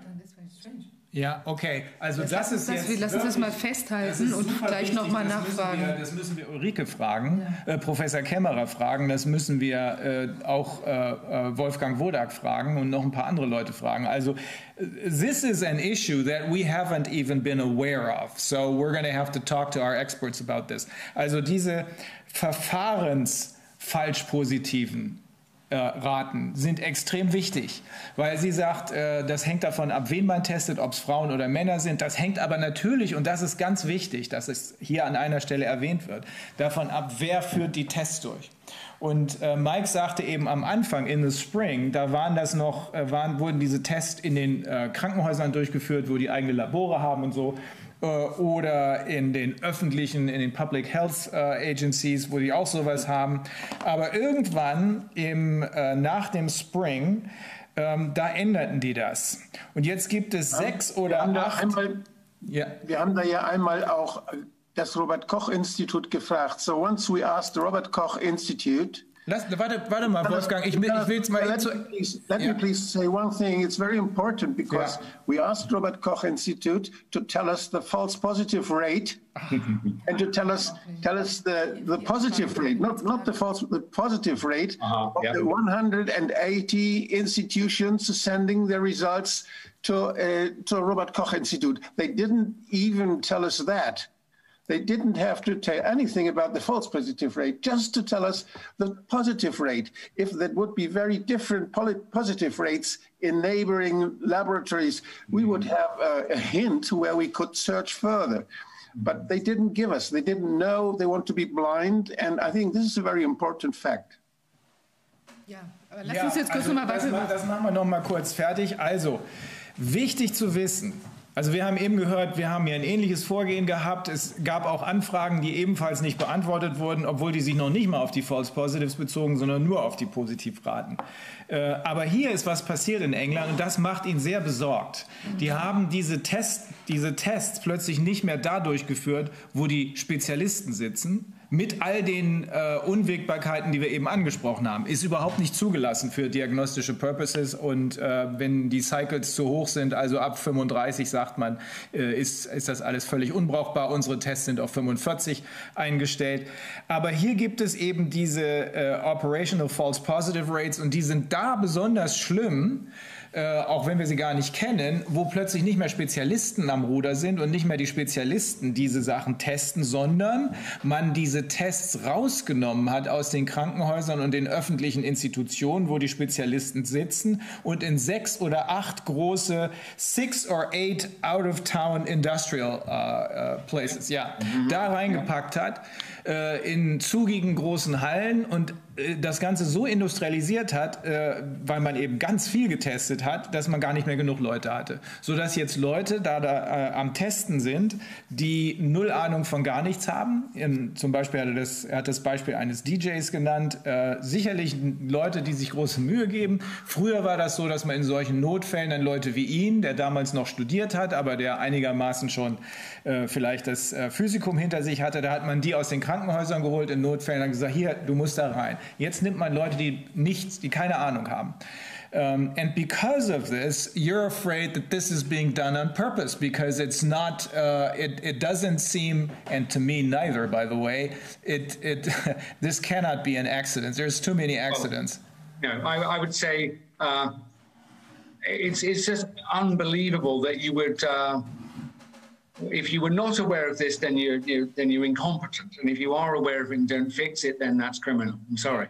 Yeah. I think what's happened, I've had some interactions recently with someone running one of these labs. And the world of pathologists and virologists and microbiologists who do the PCR is a different world to the world of whole genome sequencing. So the whole world is using whole genome sequencing to check that their testing's working. So when they have a good sample that's positive, they will send it off and sequence all of the nucleotides to show to show that you've got the whole virus and to create that kind of evolutionary tree that you get to show how the strains develop. So they're saying, well, if the whole genome sequencing is working, we don't need to do our usual checks because that will cover it. That will demonstrate that the test is working. Now, first of all, that's not true. So even if you had the good samples having successful whole genome sequencing, that does not mean that all the bad samples aren't false positives. But also, there are reasons to be concerned that even the good ones that are having whole genome sequencing might be giving us erroneous results. And that's because whole genome sequencing is very dependent on modelling, like the whole epidemic has been. Mm-hmm. People use modelling to make the decisions about whether or not the mutations are meaningful. And they have decided that the mutations are all meaningful. But there are certain aspects of it I'm really uncomfortable with, but nobody will challenge them on it because it's a very egotistical, very difficult science. And the people like me that understand the false positive epidemics are not in a strong position to say, you need to check this better. I've been saying it anyway, but I've been attacked horribly for saying it. Yeah, yeah. And when I've spoken to the people running the labs saying, why aren't you doing wet testing? They're saying, well, we're doing whole genome sequencing. When I speak to the whole genome sequencing people and I say, why aren't you checking this by trying to make it go wrong? You know, using samples that should not test positive and see if they do. They're like, we don't need to do that. We've got our modeling. Also es gibt da einen Streit unter denjenigen Wissenschaftlern, die diese Tests wirklich verstehen. Sie gehört dazu, die genau wissen, wie es funktioniert, und denjenigen, die diese Tests nur anwenden. Und offenbar, ich will jetzt keine Details sagen, Wolfgang, wenn du das kannst, mach das, aber und offenbar sehr viele falsch positive Tests bekommen, werden von ihr und anderen darauf hingewiesen, warum überprüft ihr das Verfahren nicht, indem ihr zum Beispiel sicher in Anführungsstrichen nicht positive Sequenzen nehmt und dann feststellt, ob das darauf auch positiv antestet, aber diese Leute weigern sich schlicht. Why do you think this is? Why do they not want to be corrected? I think it becomes, there's very much a culture that what they're doing is very complicated and very clever and can't be challenged. And that there's a huge amount of complex statistics and complex mathematics behind it. And so they all hold the same beliefs, what it all means. Mm-hmm. Because people haven't checked it experimentally, they don't actually have good evidence for their beliefs.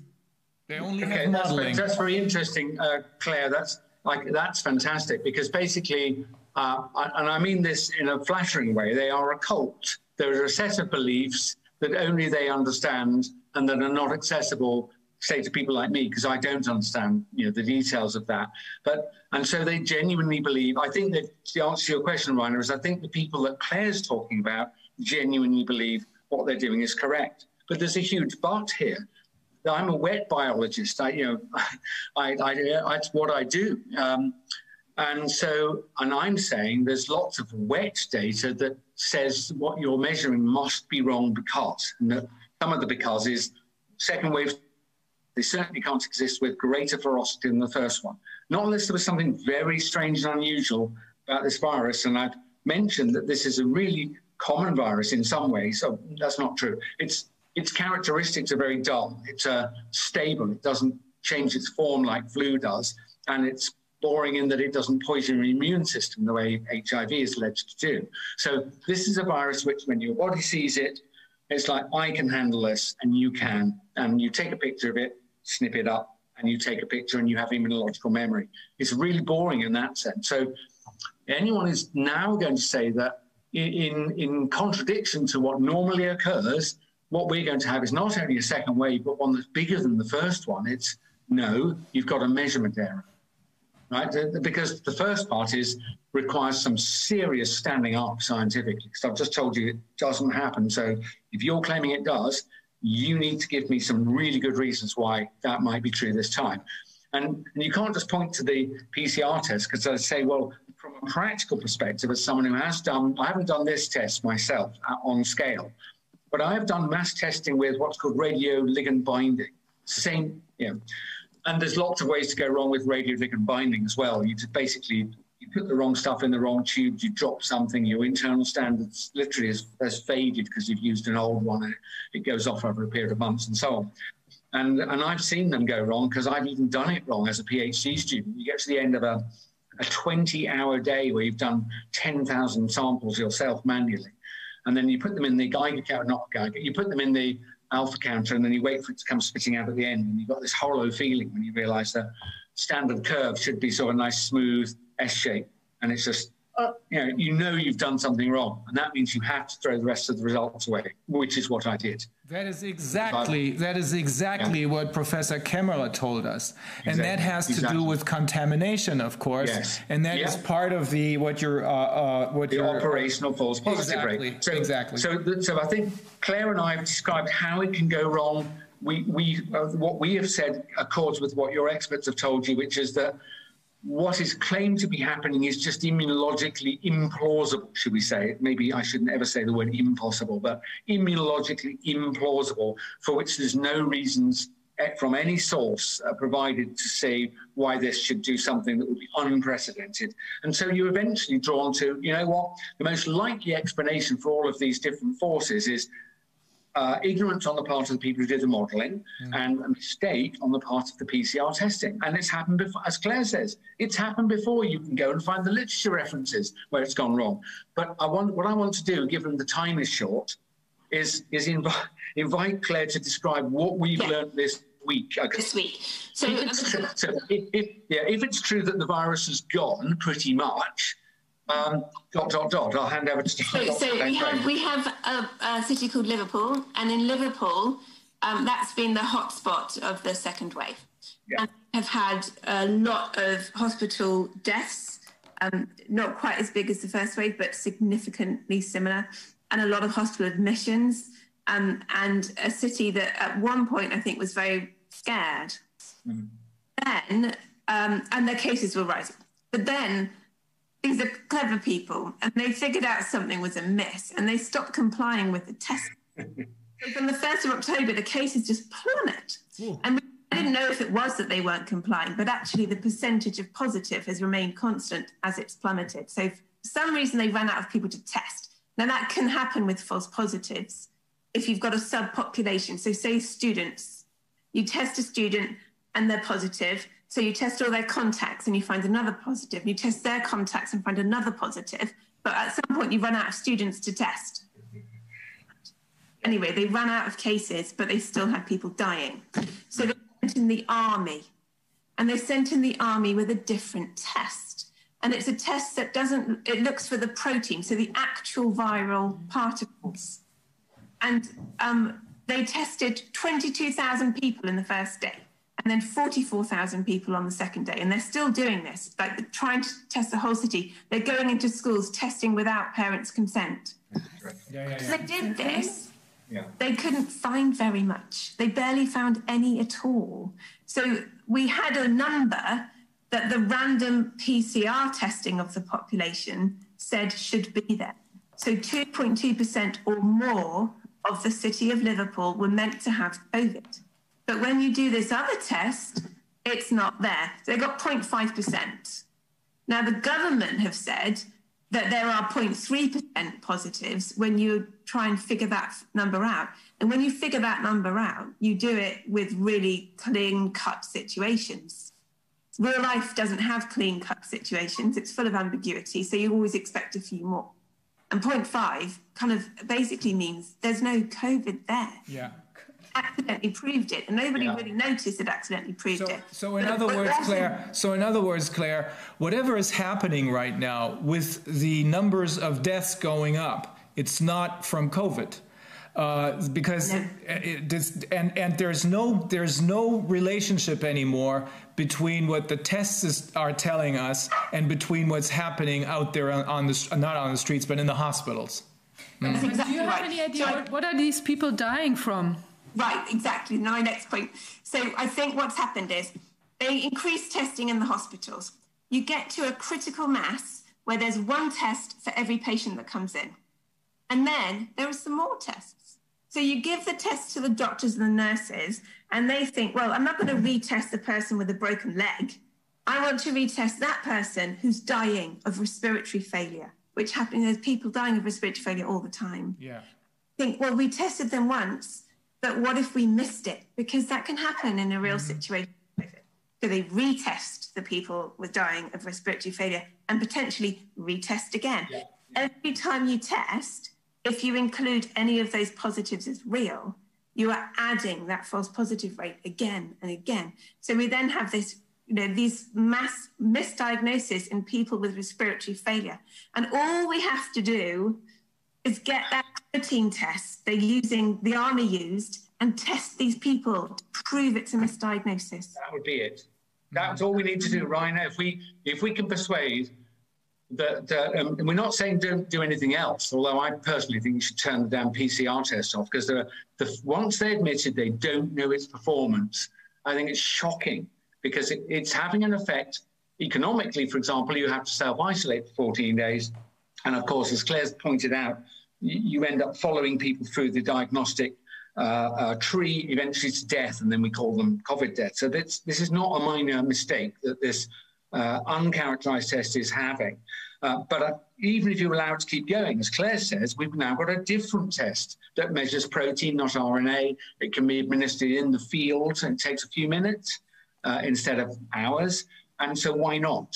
And of course, the why not will be some people don't want this to end. I don't know who they are and why, but you could easily have ended it months ago by saying, oh, there aren't second waves, which there aren't. Mm-hmm. So someone wants to keep this going. And so Claire is agitating, she's arguing very coherently why you should not just keep testing school kids, but you should really go and test people in the hospital who've got a diagnosis of COVID, because her prediction, and I share it, is, well, no, it's a theory. If we are right that COVID has largely gone, maybe actually gone, then they should find only the background rate, which is about 0.5 maybe. So, yeah, they go and test randomly healthy school children and find 0.5%. Our contention is that's roughly what they'll find in the hospital. But if they find 30%, then I'm completely wrong, and I'm just going to prostrate myself on the floor and say I know nothing, and not comment any further.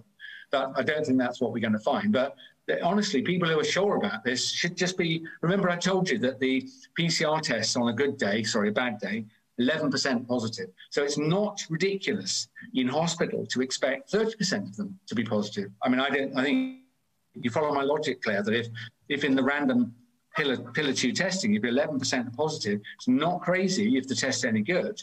To follow down to intensive care, you would expect maybe 30% to be positive. It's a matter of... So I wouldn't test all of intensive care. I would test the patients who have been diagnosed with COVID. Yeah. There's an argument that these tests don't pick up every case. One question. If you would forget about all those COVID-19 testing and start testing in a hospital now for influenza, you only think of influenza and go to the hospital and test them all with PCR test influenza. What would you find? Actually, you wouldn't find much. It's a very small window to diagnose influenza. You have to catch influenza at the very beginning of the infection. And so all the delay with waiting to get a COVID result, nobody's getting tested for influenza until it's too late to get a positive influenza test. We don't think of influenza anymore. We don't test influenza. No, exactly right. We know we have double infection. We know many of the infections are with influenza and COVID and others in the same time. We know it. Yes. We don't look at them. We put everything to COVID-19. If somebody dies with the virus, in fact, we have not looked for the other viruses. We just were focusing on. Yes. So we're going completely wrong, because it is a very, very big attention bias we are just following now. Yes, no, we agree. We agree completely. And I think what Claire has provided to me, and I didn't know this, Wolfgang, I didn't know because I'd never looked at this, that the window for testing it apparently is quite early in the development in an individual of the disease. And if you wait 1 week or maybe 10 days, waiting for the COVID test to come back and maybe repeating the COVID test and waiting for the second result, I think Claire is telling me that your chance of getting a successful read on a flu test is now reduced. In which case, that's why flu has gone, not because it's gone, but because we've stopped testing for it. It's not in the front of our mind. And then when a responsible physician says, hold on, this probably is flu, then Claire says, in many cases, it will be too late to detect it. I've one question that has crossed my mind in the past days when we were talking about vaccines now getting into the scene. Imagine we're now at a point where we get, like, I don't know, a couple of million people injected with the vaccine. If I inject someone with the vaccine that's against SARS-CoV-2 and then perform a PCR, would that PCR test probably come back positive? I don't know. Okay. Claire, do you know? I don't know. I mean, we did play with that hypothesis a bit, and it may explain some of them. But as I was saying before, there's so many different causes, so it wouldn't explain this higher rate in the men than the women. No, I think the question is more about the future. Do we know whether the SARS-CoV-2 vaccines that are being considered? Do we know? I don't know. I'm not even sure if it can be answered. But I think, are they not some of them RNA? Yeah. Yeah, they are. The Pfizer ones are RNA, for okay, sure. So yeah, that's a very important. We want to know the answer. We don't know, and we would want to know the answer because, my God, if there was even a slight possibility of overlap, that would be bad. But please, this happens all. Trials. Yes, that's a good point. Yeah, that's a good point. It should be in the trials. I've noticed this even with close friends, people I believe I've just persuaded of something, and then they'll suddenly start having a conversation about COVID deaths. It's an astonishing thing. I've spent an hour talking to someone I know and respect who's a scientist in a different discipline, and I really think I've just persuaded them that there's strong evidence of a problem with the diagnostic PCR test, and you show them the deaths, and there is an excess, but Claire hasn't had a chance to fully describe this, but I think in short form, Claire, you've said that when I was having brief pathology lessons, not very many because I'm not a pathologist, the person used to keep telling me you should look into the face of the patient. In other words, it was a short form for saying, for God's sake, look at the patient, because we don't. We often look at the results. So it was like, look in the face of the patient. And Claire has told me that essentially the clinical picture is probably a better phrase. Clinical picture attending the deaths that she's studied in the autumn are not right for COVID, and they're very different from the clinical picture associated with the many spring deaths. And that's shocking. And then when I said, well, who are they? And she said, well, I think they're ordinary members of the public who are dying possibly in larger numbers because of reduced access to the health service. I mean, that's just appalling. That's what's motivated me to work all hours, because if what we've said is true, there are, 100 people a day dying unnecessarily, and it will keep going until we damn well stop them. They're dying of heart attacks, they're dying of appendicitis, which is and untreated diabetes and strokes that have not been treated. And people anyone's got a cough or a fever, with something else, and they phone for help, I'm dying, and they're told, you need to stay at home. I know. So people are actually dying in our country because there's such a focus on COVID that they are basically now disregarding their Hippocratic oath in about 5 different ways. And they're not being picked up in ambulances. The triage instruction is not to bring certain people in. And it's like 1930. People are dying before the health service was invented. They're dying at home, unattended. And they're going, oh, look, second wave. Look at all these excess deaths, Mike. You're wrong. And I think, for God's sake, why don't you look at the face of the patient? They should be dying of, surely, this is a severe acute respiratory syndrome virus, don't you? So then they ought to be dying with, certainly, a lot of them should be dying with significant respiratory symptoms preceding the illness that led to their death. For example, the kind of symptoms that would lead patients to want to go to the emergency room. And Claire has just told you that the number of people recorded separately of having respiratory symptoms and phoning the health service or the doctors or turning up to the emergency room. We're below normal and flat. So, so we don't have, whatever we have, we don't have an epidemic of SARS-related deaths. We've got something else, and we think we've provided a complete anatomy, a complete description of what's going on. And then we've got the recent findings in Liverpool. So please, when we talked about vaccines, you must know, you don't need vaccines. The virus is finished. Yeah. Now, please don't, when people draw you into conversations about the vaccine, please remind them that by all expectations of immunological theory learned over the last 60 years, it goes through the population, as it did in the spring, turns because we've eroded susceptible people, and it continues to fall until there's none left, right? And then viruses don't do waves. So this second stuff is not COVID, and the explanation is a defective mass PCR test, and it's done on scale because you've been told that there's asymptomatic transmission, so we need to test as many people as possible, as often as possible, forever, right? So don't let people have conversations with you about vaccines. They're clearly not needed. And if you even allow yourself to kind of negotiate with a person about how much is needed, maybe I would say, actually, let me just step back. I would say the vulnerable people, so we know who died in the spring epidemic. And I'm not a pathologist, so I'm not going to guess. But basically, it's the old and very old who are ill and very ill. And very rarely, some young people with multiple underlying disorders. No one else dies. We should not even be thinking of going near these people with a needle with a fairly new biological material. So people say, oh, look, we've got the results. No, you haven't. I've looked at clinicaltrials.gov is an explicit description of the clinical trial protocol. And I've gone in there. This is the first interim analysis. That's what it is. It's an IA. It's a pre-agreed interim analysis. They don't know about illness. They've just studied PCR positivity or not in people who had the vaccine. We know nothing yet about illness. We've only studied a few months post-dose safety, and it's in an age-constrained, illness-constrained group. Now, most people think the vaccine's worked, 90% effective. They think that means 90% of people who got very ill don't get very ill. No, we don't know that. We've no information whatever. So no one has lied to you. That's the impression you've allowed yourself to gather through the media, who themselves don't understand what they just told you. And so people are telling me, well, why wouldn't you take a virus? It's very safe after 6 months. And why wouldn't you take it? It's protecting 90% of the people. Like, it's like, no. But you can just see, I'm terrified that we're going to end up with a mandated vaccine including people like me and my children. And I'll be told that I'm selfish and thoughtless by refusing it.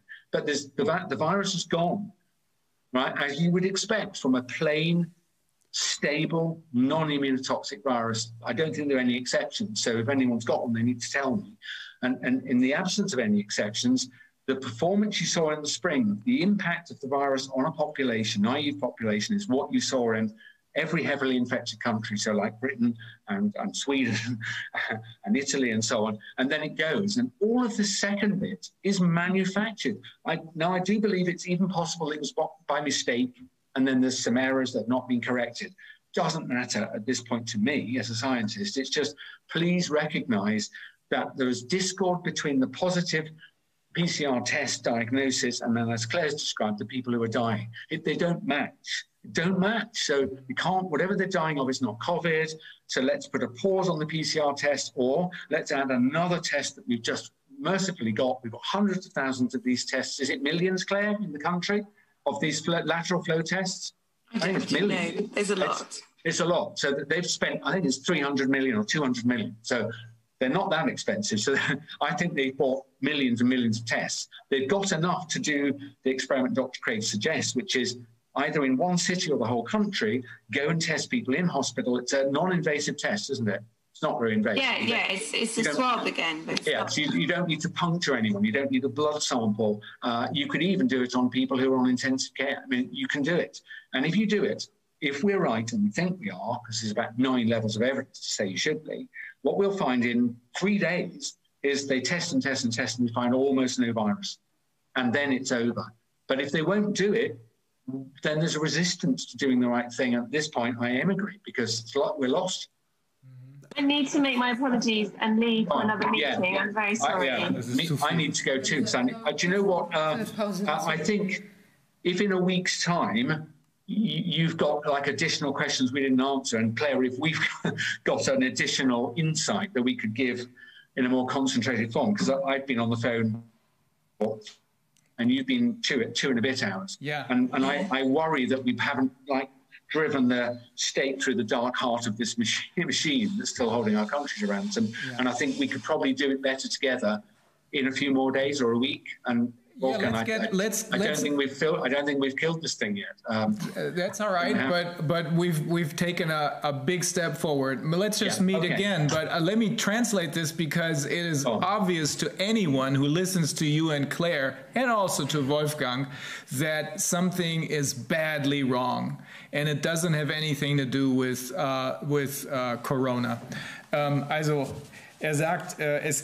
Claire sagte, es gibt ja in Liverpool wurden Tests durchgeführt von dem Military, ganz andere Tests, die so gut wie gar keine Infektionen mehr gefunden haben. Also seine Conclusion ist, und ihre auch, dass es einfach Leute gibt, die wollen, dass es weitergeht und deswegen künstlich mit Hilfe des PCR-Tests, der sofort beendet werden sollte wegen seiner ganzen Probleme, künstlich mit Hilfe des PCR-Tests weiter die Illusion aufrechterhalten, als würde hier eine zweite Welle unterwegs sein und daran viele Leute sterben. Sie ist Pathologin und sagt, die sterben nicht daran, sondern die sterben an ganz anderen Sachen. Er sagt, dass die Toten, die jetzt zu zählen sind, überhaupt nicht mehr in Kongruenz zu bringen sind mit den Tests. Sie sterben an anderen Dingen, und zwar zumindest ganz überwiegend oder jedenfalls zu einem großen Teil an den Lockdown-Maßnahmen, an den Maßnahmen, die dazu führen, dass Leute, die Ärzte anrufen, die Krankenwagen anrufen, sagen, ich habe ein Problem, und ihnen wird gesagt, ja, bleib zu Hause und isolier dich, dann wird es schon werden, und die sterben dann. Genau das haben wir auch gerade gehabt. Die Bild-Zeitung hat darüber berichtet. Wir haben das nicht gehabt, wir haben es immer noch. Das sind allerdings die Zahlen, die uns insgesamt von den Mainstream-Medien, genau wie er das ja auch gerade sagt, von den Mainstream-Medien nicht mitgeteilt werden, dass die Schäden, die durch die Maßnahmen eintreten, nicht nur riesengroß sind, was die wirtschaftlichen Folgen angeht, sondern dass hier Leute sterben, und zwar am laufenden Meter, und dass uns das nicht mitgeteilt wird.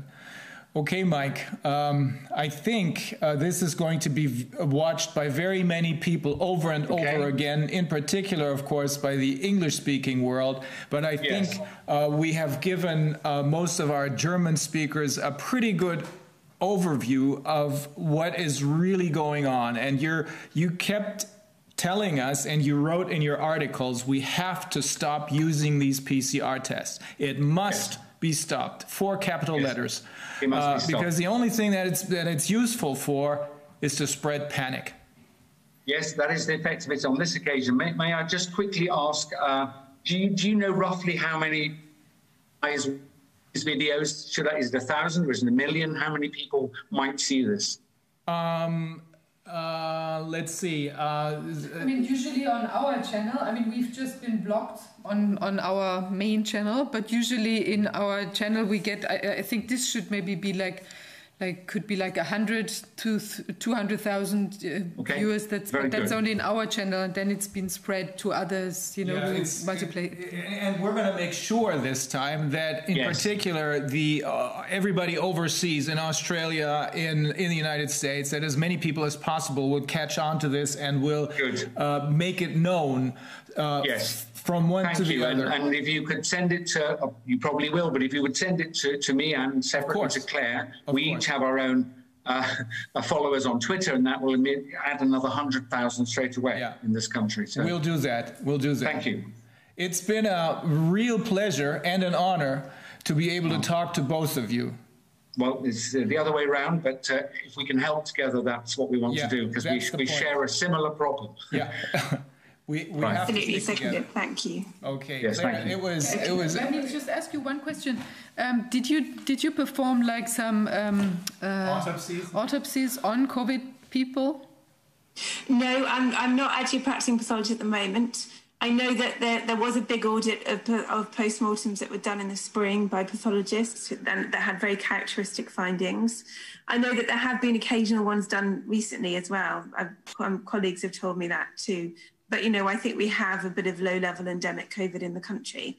That doesn't mean that we don't have a massive testing problem. Well, and so just to be clear, that pathologists don't just do autopsies. We do diagnostic testing. That's my professional expertise is in diagnostic testing. Well, we have one pathologist here in Germany who performed postmortems, autopsies in the spring, even though the German RKI didn't want us or the Germans or the German doctors to do it. And the surprising conclusion that he arrived at is that almost no one died of COVID, and almost everyone had passed their average life expectancy, plus had a number of prior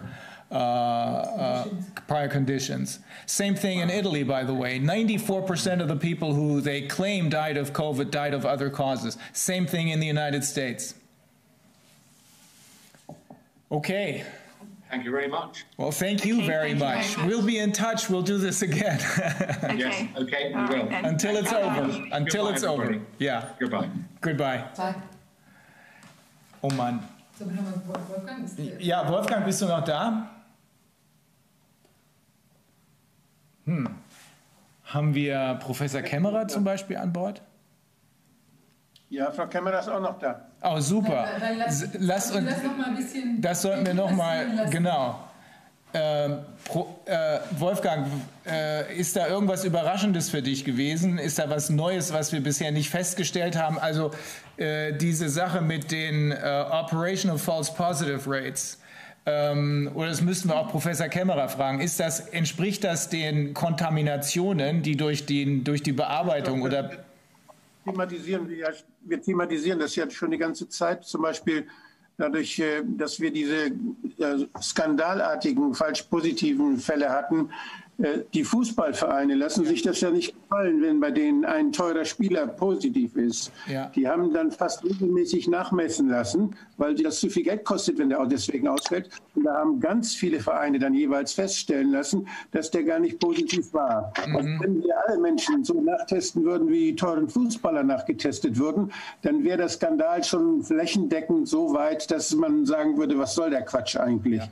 Und das Zweite ist eben das, was auch eben gesagt wurde, dass dieser Test jetzt so industriemäßig gemacht wird und überhaupt nicht mehr die gute Laborqualität ist. Ihr wisst ja alle, dieses Augsburger Labor, was dann auch zugegeben hat, dass es nur noch das E-Gen testet, wobei das E-Gen sehr, sehr häufig positiv ist, und dann geben sie das als positiven Test raus.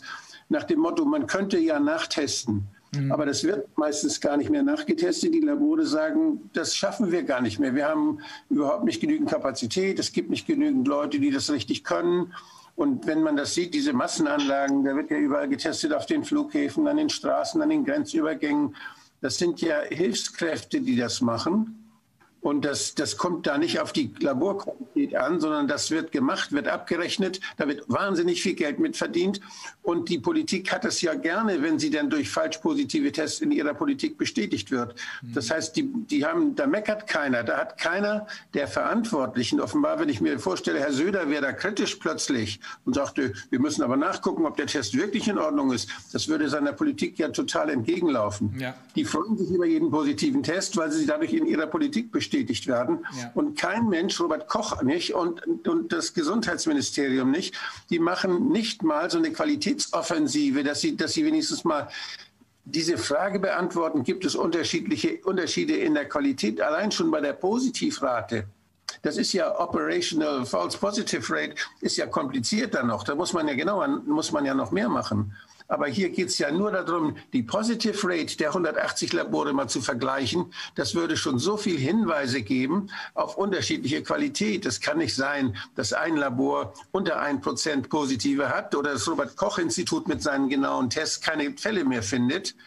Und woanders werden 10% Positivrate von 10% gefunden. Das haut nicht hin.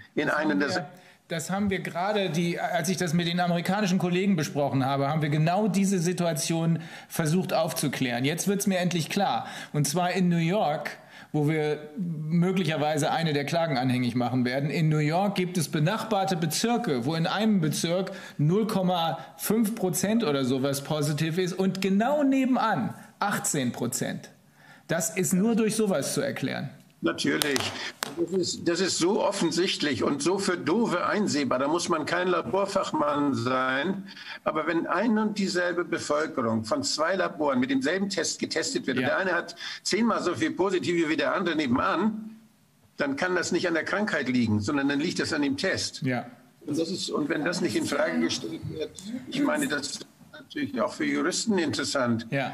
Ich würde überhaupt keinen Test, keine Entscheidung, die aufgrund von PCR-Tests gefällt wird, kann man mehr anerkennen. Ja. Genau das wird das Ergebnis der Klagen sein und der vorangehenden Tests, die in den USA mit den Kollegen da beabsichtigt sind, ohne dass ich da jetzt ins Detail gehen will. Wir sollten noch mal der Spur nachgehen von der Frau Mrs. Craig da, dass die Frauen und Männer unterschiedlich ergeben haben und Jüngere ein anderes Testaufkommen haben. Das muss ja dann entweder was mit der Entnahme zu tun haben, dass die zum Beispiel alle in so einem Drive-Thru-Ding entnommen werden oder irgendwas anderes. Die Jüngeren sind getestet worden, massenhaft, als sie aus dem Urlaub zurückkamen. Die Urlaubsrückkehrer, das ist die Massentestung, da war der Altersquerschnitt ja viel jünger als das, was in den Krankenhäusern, in den Altenheimen dann getestet wird. Jetzt, das ist ja, man muss sich die Population angucken, die beobachtet wird durch den Test. Wenn ich die Urlaubsheimkehrer ansehe, dann habe ich junge Leute. Wenn ich da falsch positive Teste habe, dann sind plötzlich all die Jungen infiziert. Und wenn ich bei den Alten dieselben Tests mache und habe da falsch positive Tests, dann sind die Alten infiziert. Das liegt also nur daran, wo dieser unsinnige Test gemacht wird. Dadurch kann ich die Altersgruppen jeweils beschreiben und kriege dann total falsche Bilder von dem, was eine Krankheit machen könnte. Ich will noch was anderes sagen. Man stellt sich, es ging ja auch um die asymptomatischen, die ja angeblich übertragen können sollen. Das ist ja das, was ihr vorhin auch besprochen habt. Also die asymptomatischen, das hört sich doof an, das sind Gesunde. Das sind Leute, die sind gesund. Ja. Wenn du die fragst, also haben sie was? Nö, mir geht's gut. Ja. Das sind die Leute und die sollen übertragen können. Wenn die jetzt Viren haben, die man nachweist, wenn da tatsächlich welche sind, wenn nicht nur der Test positiv, sondern da sind welche, da huschen welche über die Schleimhaut, wie Drosten gesagt hat, dann reicht diese Menge nicht mal aus, um die Leute, wo die schon drin sind, krank zu machen. Genau. Die können doch erst recht nicht, reicht sie dann aus, um das an andere weiterzugeben. Das ist so ein Blödsinn, das kann sich einer, der auch von Medizin keine Ahnung hat, kann sich das sehr leicht vorstellen, wenn ich gesund mich fühle und bei mir sind Viren. Ja, und? Ich kann die doch niemals jemand anders weitergeben, wenn die sich nicht vermehren bei mir, wenn da nichts passiert, wenn da nur welche gemessen werden. Dann habe ich vielleicht welche irgendwo, vielleicht habe ich im Schlachthof gearbeitet und habe was eingeatmet oder ich weiß, irgendwie sind da welche gefunden worden. Ich fühle mich aber bestens. Aber ich habe dann niemals die Möglichkeit, diese Viren jemand anders anzustecken. Also das ist völlig unsinnig. Wolfgang, die Definition, die Mike Yeadon gemacht hat, die hat mich absolut überzeugt. Das ist die Unterscheidung zwischen Hot Infection und Cold Infection. Das ist das mit dem Huschen über die Nasenschleimhaut. Das ist nämlich die Cold Infection, die keine Bedeutung hat. Die Person ist gesund. Fang nicht an, das Infection zu nennen. Das ist keine Infektion. Ja, okay, also er hat es versucht so zu definieren, damit man unterscheiden kann, dass man da irgendwas von einem Virusfragment findet, was aber scheißegal ist, weil es weder die Person selbst krank macht, noch natürlich diese Person jemand anderen krank machen kann. Eine Infektion ist immer eine Reaktion des Immunsystems. Ja, das leuchtet ein. Also sollten wir vielleicht der Klarheit... Ist das einfach eine Besiedelung? Ja, so Besiedelung ist dann aber auch keine Infection. Also ich glaube, Wolfgang hat recht. Wir müssen auch für die Rechtsstreite, wir müssen klar bleiben und sagen, die sind gesund. Die sind gesund. Das sind Gesunde, die sind vielleicht kontaminiert, die haben an ihrer Kleidung oder auch haben eingeatmet aber das macht ihnen nichts, sie werden nicht krank, die haben noch nicht mal eine Infektion, das heißt noch nicht mal eine Reaktion des Körpers darauf. Ja. Weil diese Moleküle, das müssen ja gar keine ganzen Viren sein, die der PCR-Test da findet. Das können ja nur Bruchstücke sein, die überhaupt nicht mehr was machen können. Das bedeutet für mich aber auch, was ich auch vorhin gefragt habe, dass wir uns jetzt, auch wenn Mike Yeadon gesagt hat, dass er den Leuten, die in den Laboren arbeiten, keine Vorwürfe machen will ich auch nicht, aber das bedeutet, dass wir uns juristisch jetzt zunehmend auch an die Labore wenden müssen, weil ich der Meinung bin, da muss ja irgendein Vertrag im Hintergrund stehen. Die fallen ja nicht aus dem Himmel, die Labore, und sagen, ich mache mal hier einen Test. Sondern da kommt einer von der Regierung und sagt, mach mal hier die Tests, ich schicke dir die Proben. Ich bin zunehmend der Meinung, dass wir es hier wenigstens mit einem öffentlich-rechtlichen Vertrag mit Schutzwirkung zugunsten Dritter zu tun haben. Sodass ich subjektive Rechte aus diesem Vertragsverhältnis herleiten kann, dass der Test richtig durchgeführt wird. Weswegen ich auch Ansprüche darauf habe, zu wissen, wie das Labor gereinigt wird, wie die Falsch-Positiv-Rate ist. Und diese ganzen Angelegenheiten habe ich als derjenige, der da getestet worden ist und aufgrund dessen Test ich in Quarantäne gesteckt worden bin, mein Geschäft zugemacht wurde, sonst irgendwas, einen Anspruch darauf, dass sie den Test richtig machen. Jetzt sollten wir uns die Labore angucken, du hast recht. Ja. Das hast du richtig. Ja. Ich weiß auch schon wie. Okay. Ja.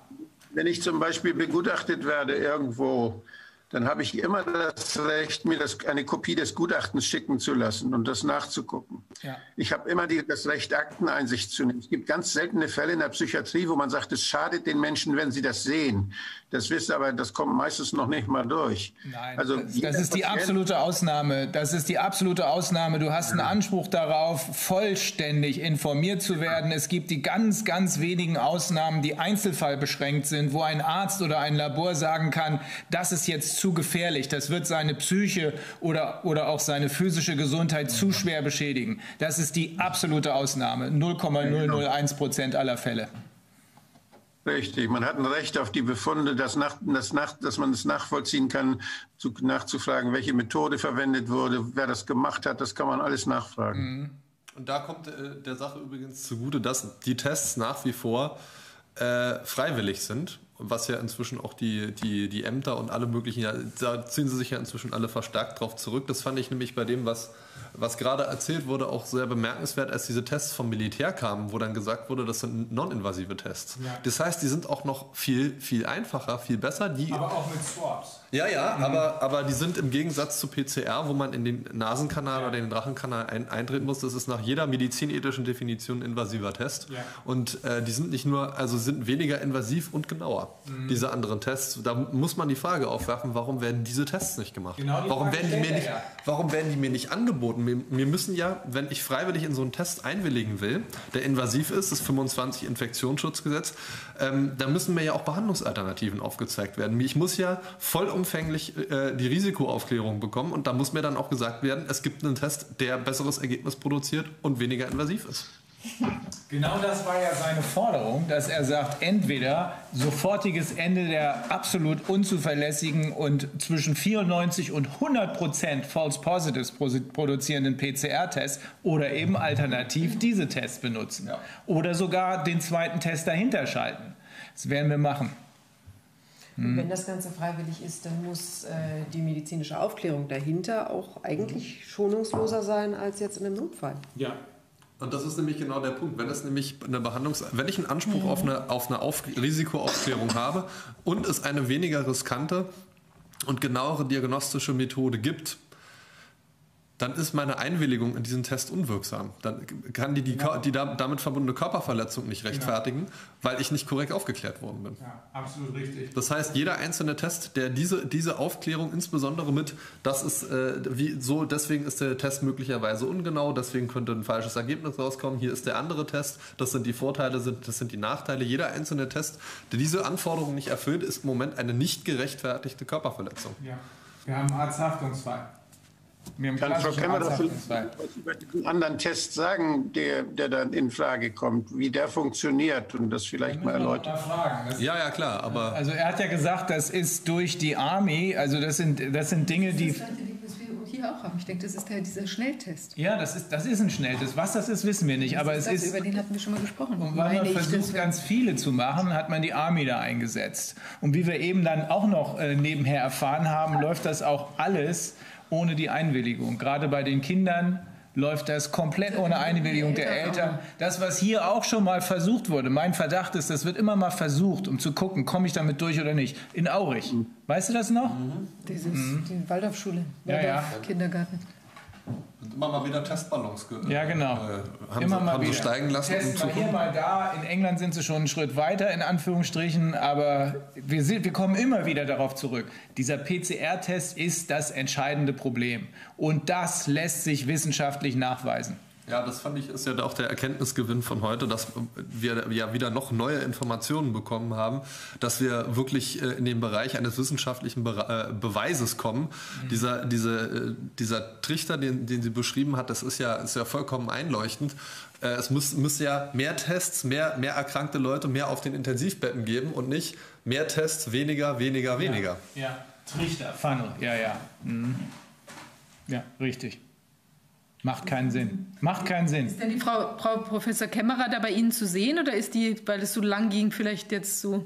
Sie hat ihre Kamera nicht an, aber sie ist da. Jetzt, ja. Und haben Sie eben aus den Aussagen, die ja ziemlich, ich würde mal sagen, auch ziemlich beeindruckend, sagen wir mal einfach, ziemlich beeindruckend waren. Gibt es da sachlich Neues, was wir bisher nicht beachtet haben? Wie sehen Sie das mit diesen, wie hat er das genannt, Operational False Positive Rates?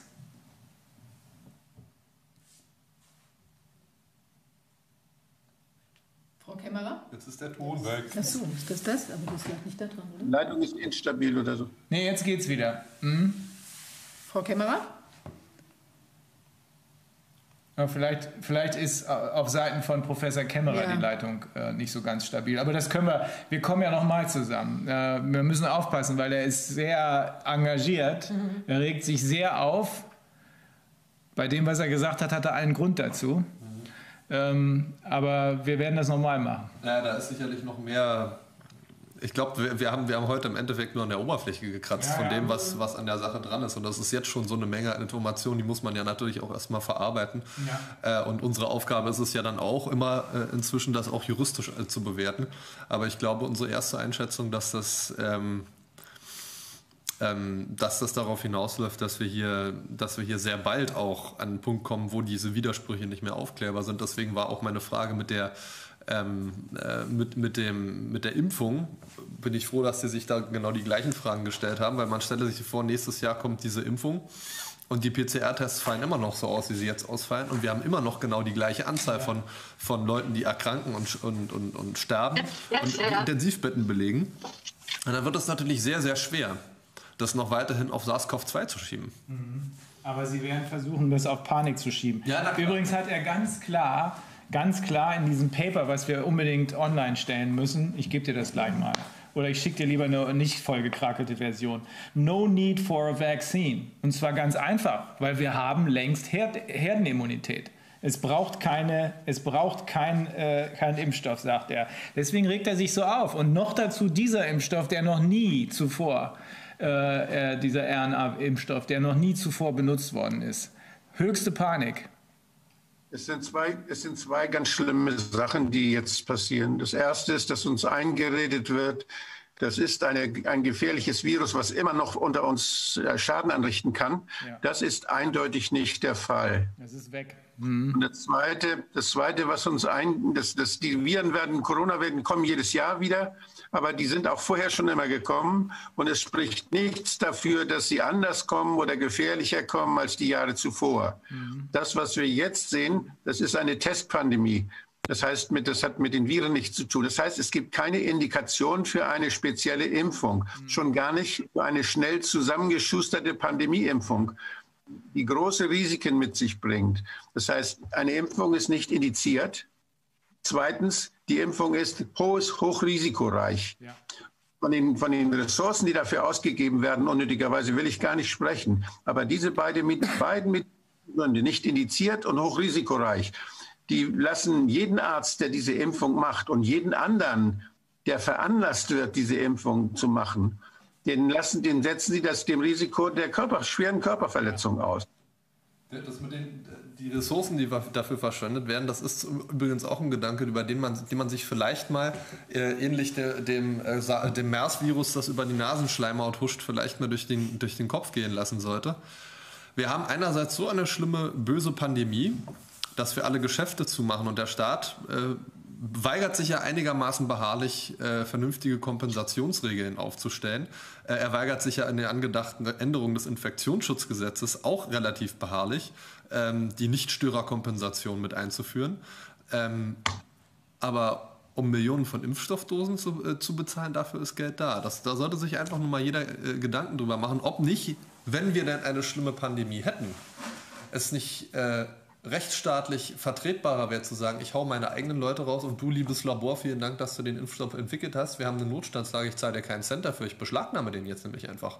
Würde ohne weiteres möglich sein, anstatt die Geschäfte zuzumachen, ja. Genau. Also wenn das alles so schlimm wäre, das wäre nämlich mein erster Gedanke, und dann sage ich, ja, ich gebe dir vielleicht später mal, wenn die Wirtschaft wieder läuft, dann gebe ich dir Geld. Aber wenn der Impfstoff wirklich notwendig ist, um uns alle zu schützen, dem würde ich keinen Cent dafür bezahlen. Das ist der Punkt. Und ich glaube, da spielt die Musik. Follow the money. Mhm. Ja. Frau Kemmerer, haben Sie noch einen Gedanken dazu, von dem, was wir heute gehört haben? Die ist nicht mehr dabei. Na gut, dann ist da jetzt was. Eine sehr schwache Leitung, das hat sie mir neulich schon erzählt. Ja. Okay. Das ist ja schon der Wahnsinn. Ja, also ich würde sagen, es ging ja jetzt viel länger. Wir verschieben die anderen Sachen. Wir hatten jetzt heute noch Also wir hatten heute eigentlich jetzt noch weitere Gäste vorgesehen, aber jetzt ging das Gespräch ja sehr lang und hat uns auch wieder so mit Informationen befüttert. Ich glaube, das müssen wir alles erstmal verdauen. Ja. Und die anderen Themen wären jetzt ein bisschen Bruch dazu. Deshalb würde ich sagen, wir machen das nächste Woche dann entweder in 2 Sitzungen oder in einer kondensierten, längeren Sitzung oder so. Das gucken wir dann einfach mal. Und das, was wir heute gelernt haben, ich gucke mal, ob wir das am Wochenende da in die ersten Klagen, die ich jetzt selbst überarbeite, erarbeite, mit einfließen lasse. Da ist also die Nummer hier mit den False Operational Dingern da, Operational False Positives, das muss ich nachgucken. Das ist extrem wichtig, scheint mir. Das ist wirklich gut, ja. Okay. Ja, ansonsten, genau, dann würde ich sagen, sind wir am Ende dieser Sitzung. Wir müssen dafür sorgen, dass das Ding hier wirklich überall verbreitet wird. Ne? Wird überall. Weil der Mann ist das absolute Schwergewicht hier.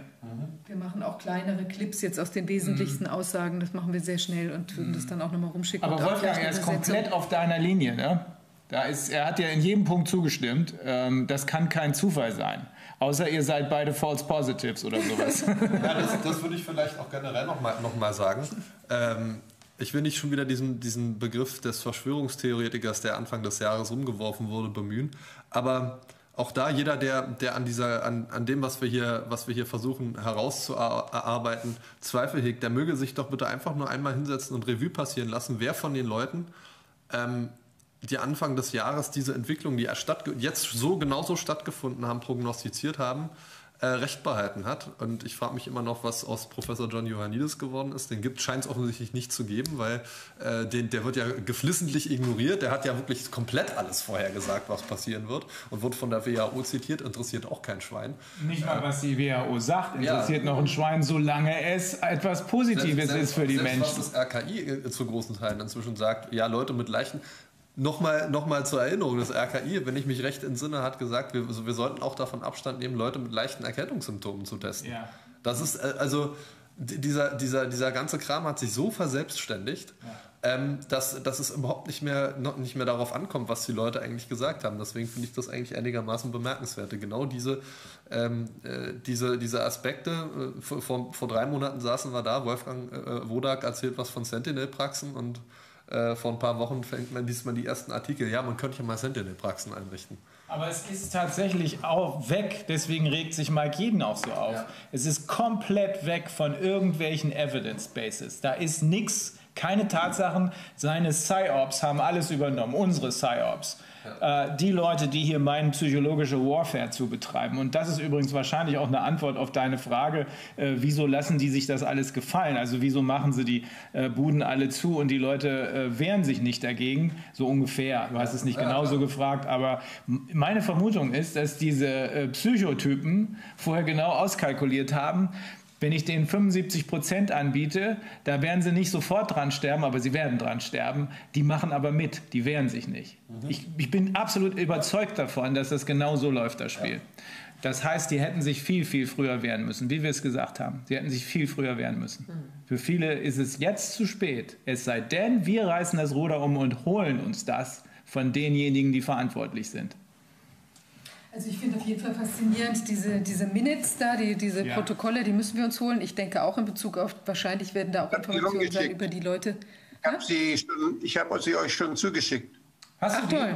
Toll. Ja, super. Klasse. Weil dann, wir verlinken die auch, dann kann jeder die sich anschauen, weil da wird es ja wirklich auch darum gehen, dieses Skript, ja, also wie das immer so schön gerade im richtigen Moment auftaucht. Und wenn Herr Yeadon sagt, dass da auch die Personen genau identifizierbar sind, ja, das ist ja wirklich faszinierend, dann gucken wir auch mal, in was für Verstrickungen die wiederum sich befinden. Also es ist nur festzustellen, dass auf der anderen Seite, das muss man immer wieder sehen, auf der anderen Seite haben wir es nicht mit einem kohärenten Block zu tun.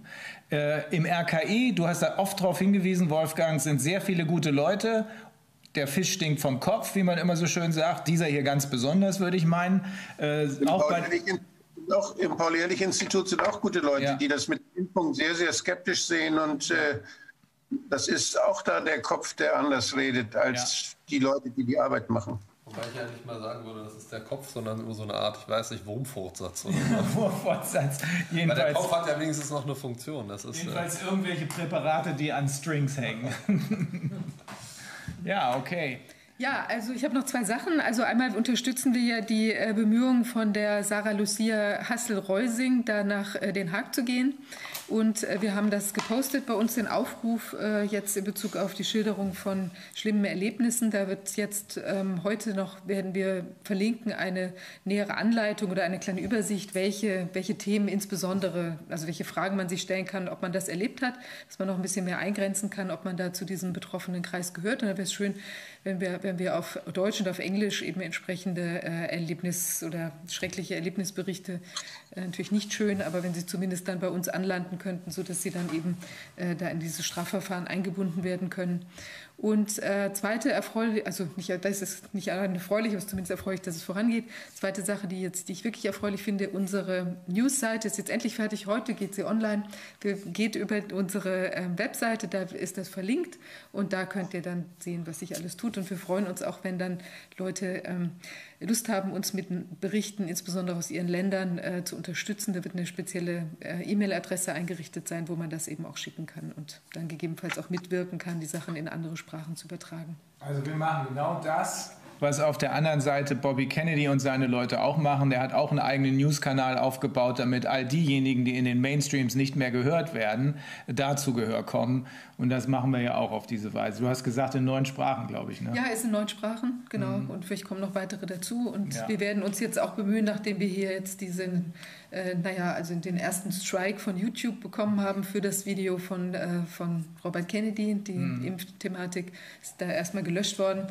Und wir sind jetzt eine Woche lang gesperrt, werden wir uns jetzt auch bemühen, eine andere Unterkunft sozusagen für unseren Kanal zu finden. Das wird, wenn es gut geht, wird das eine international koordinierte Bemühung sein, sodass all diejenigen, die hier ständig von diesen amok laufenden, selbsternannten Meinungsfreiheitswächtern belästigt werden, sodass alle, die auf einen Schlag auf ganz andere Plattformen oder auf eine ganz andere Plattform umziehen, sowohl zur Kommunikation als auch zum Ausstellen von Videos und anderem, wird, glaube ich, eine einheitliche Sache sein, die da angestrengt wird. Vielleicht schaffen wir es schon zum Ende der nächsten Woche, das zu verkünden.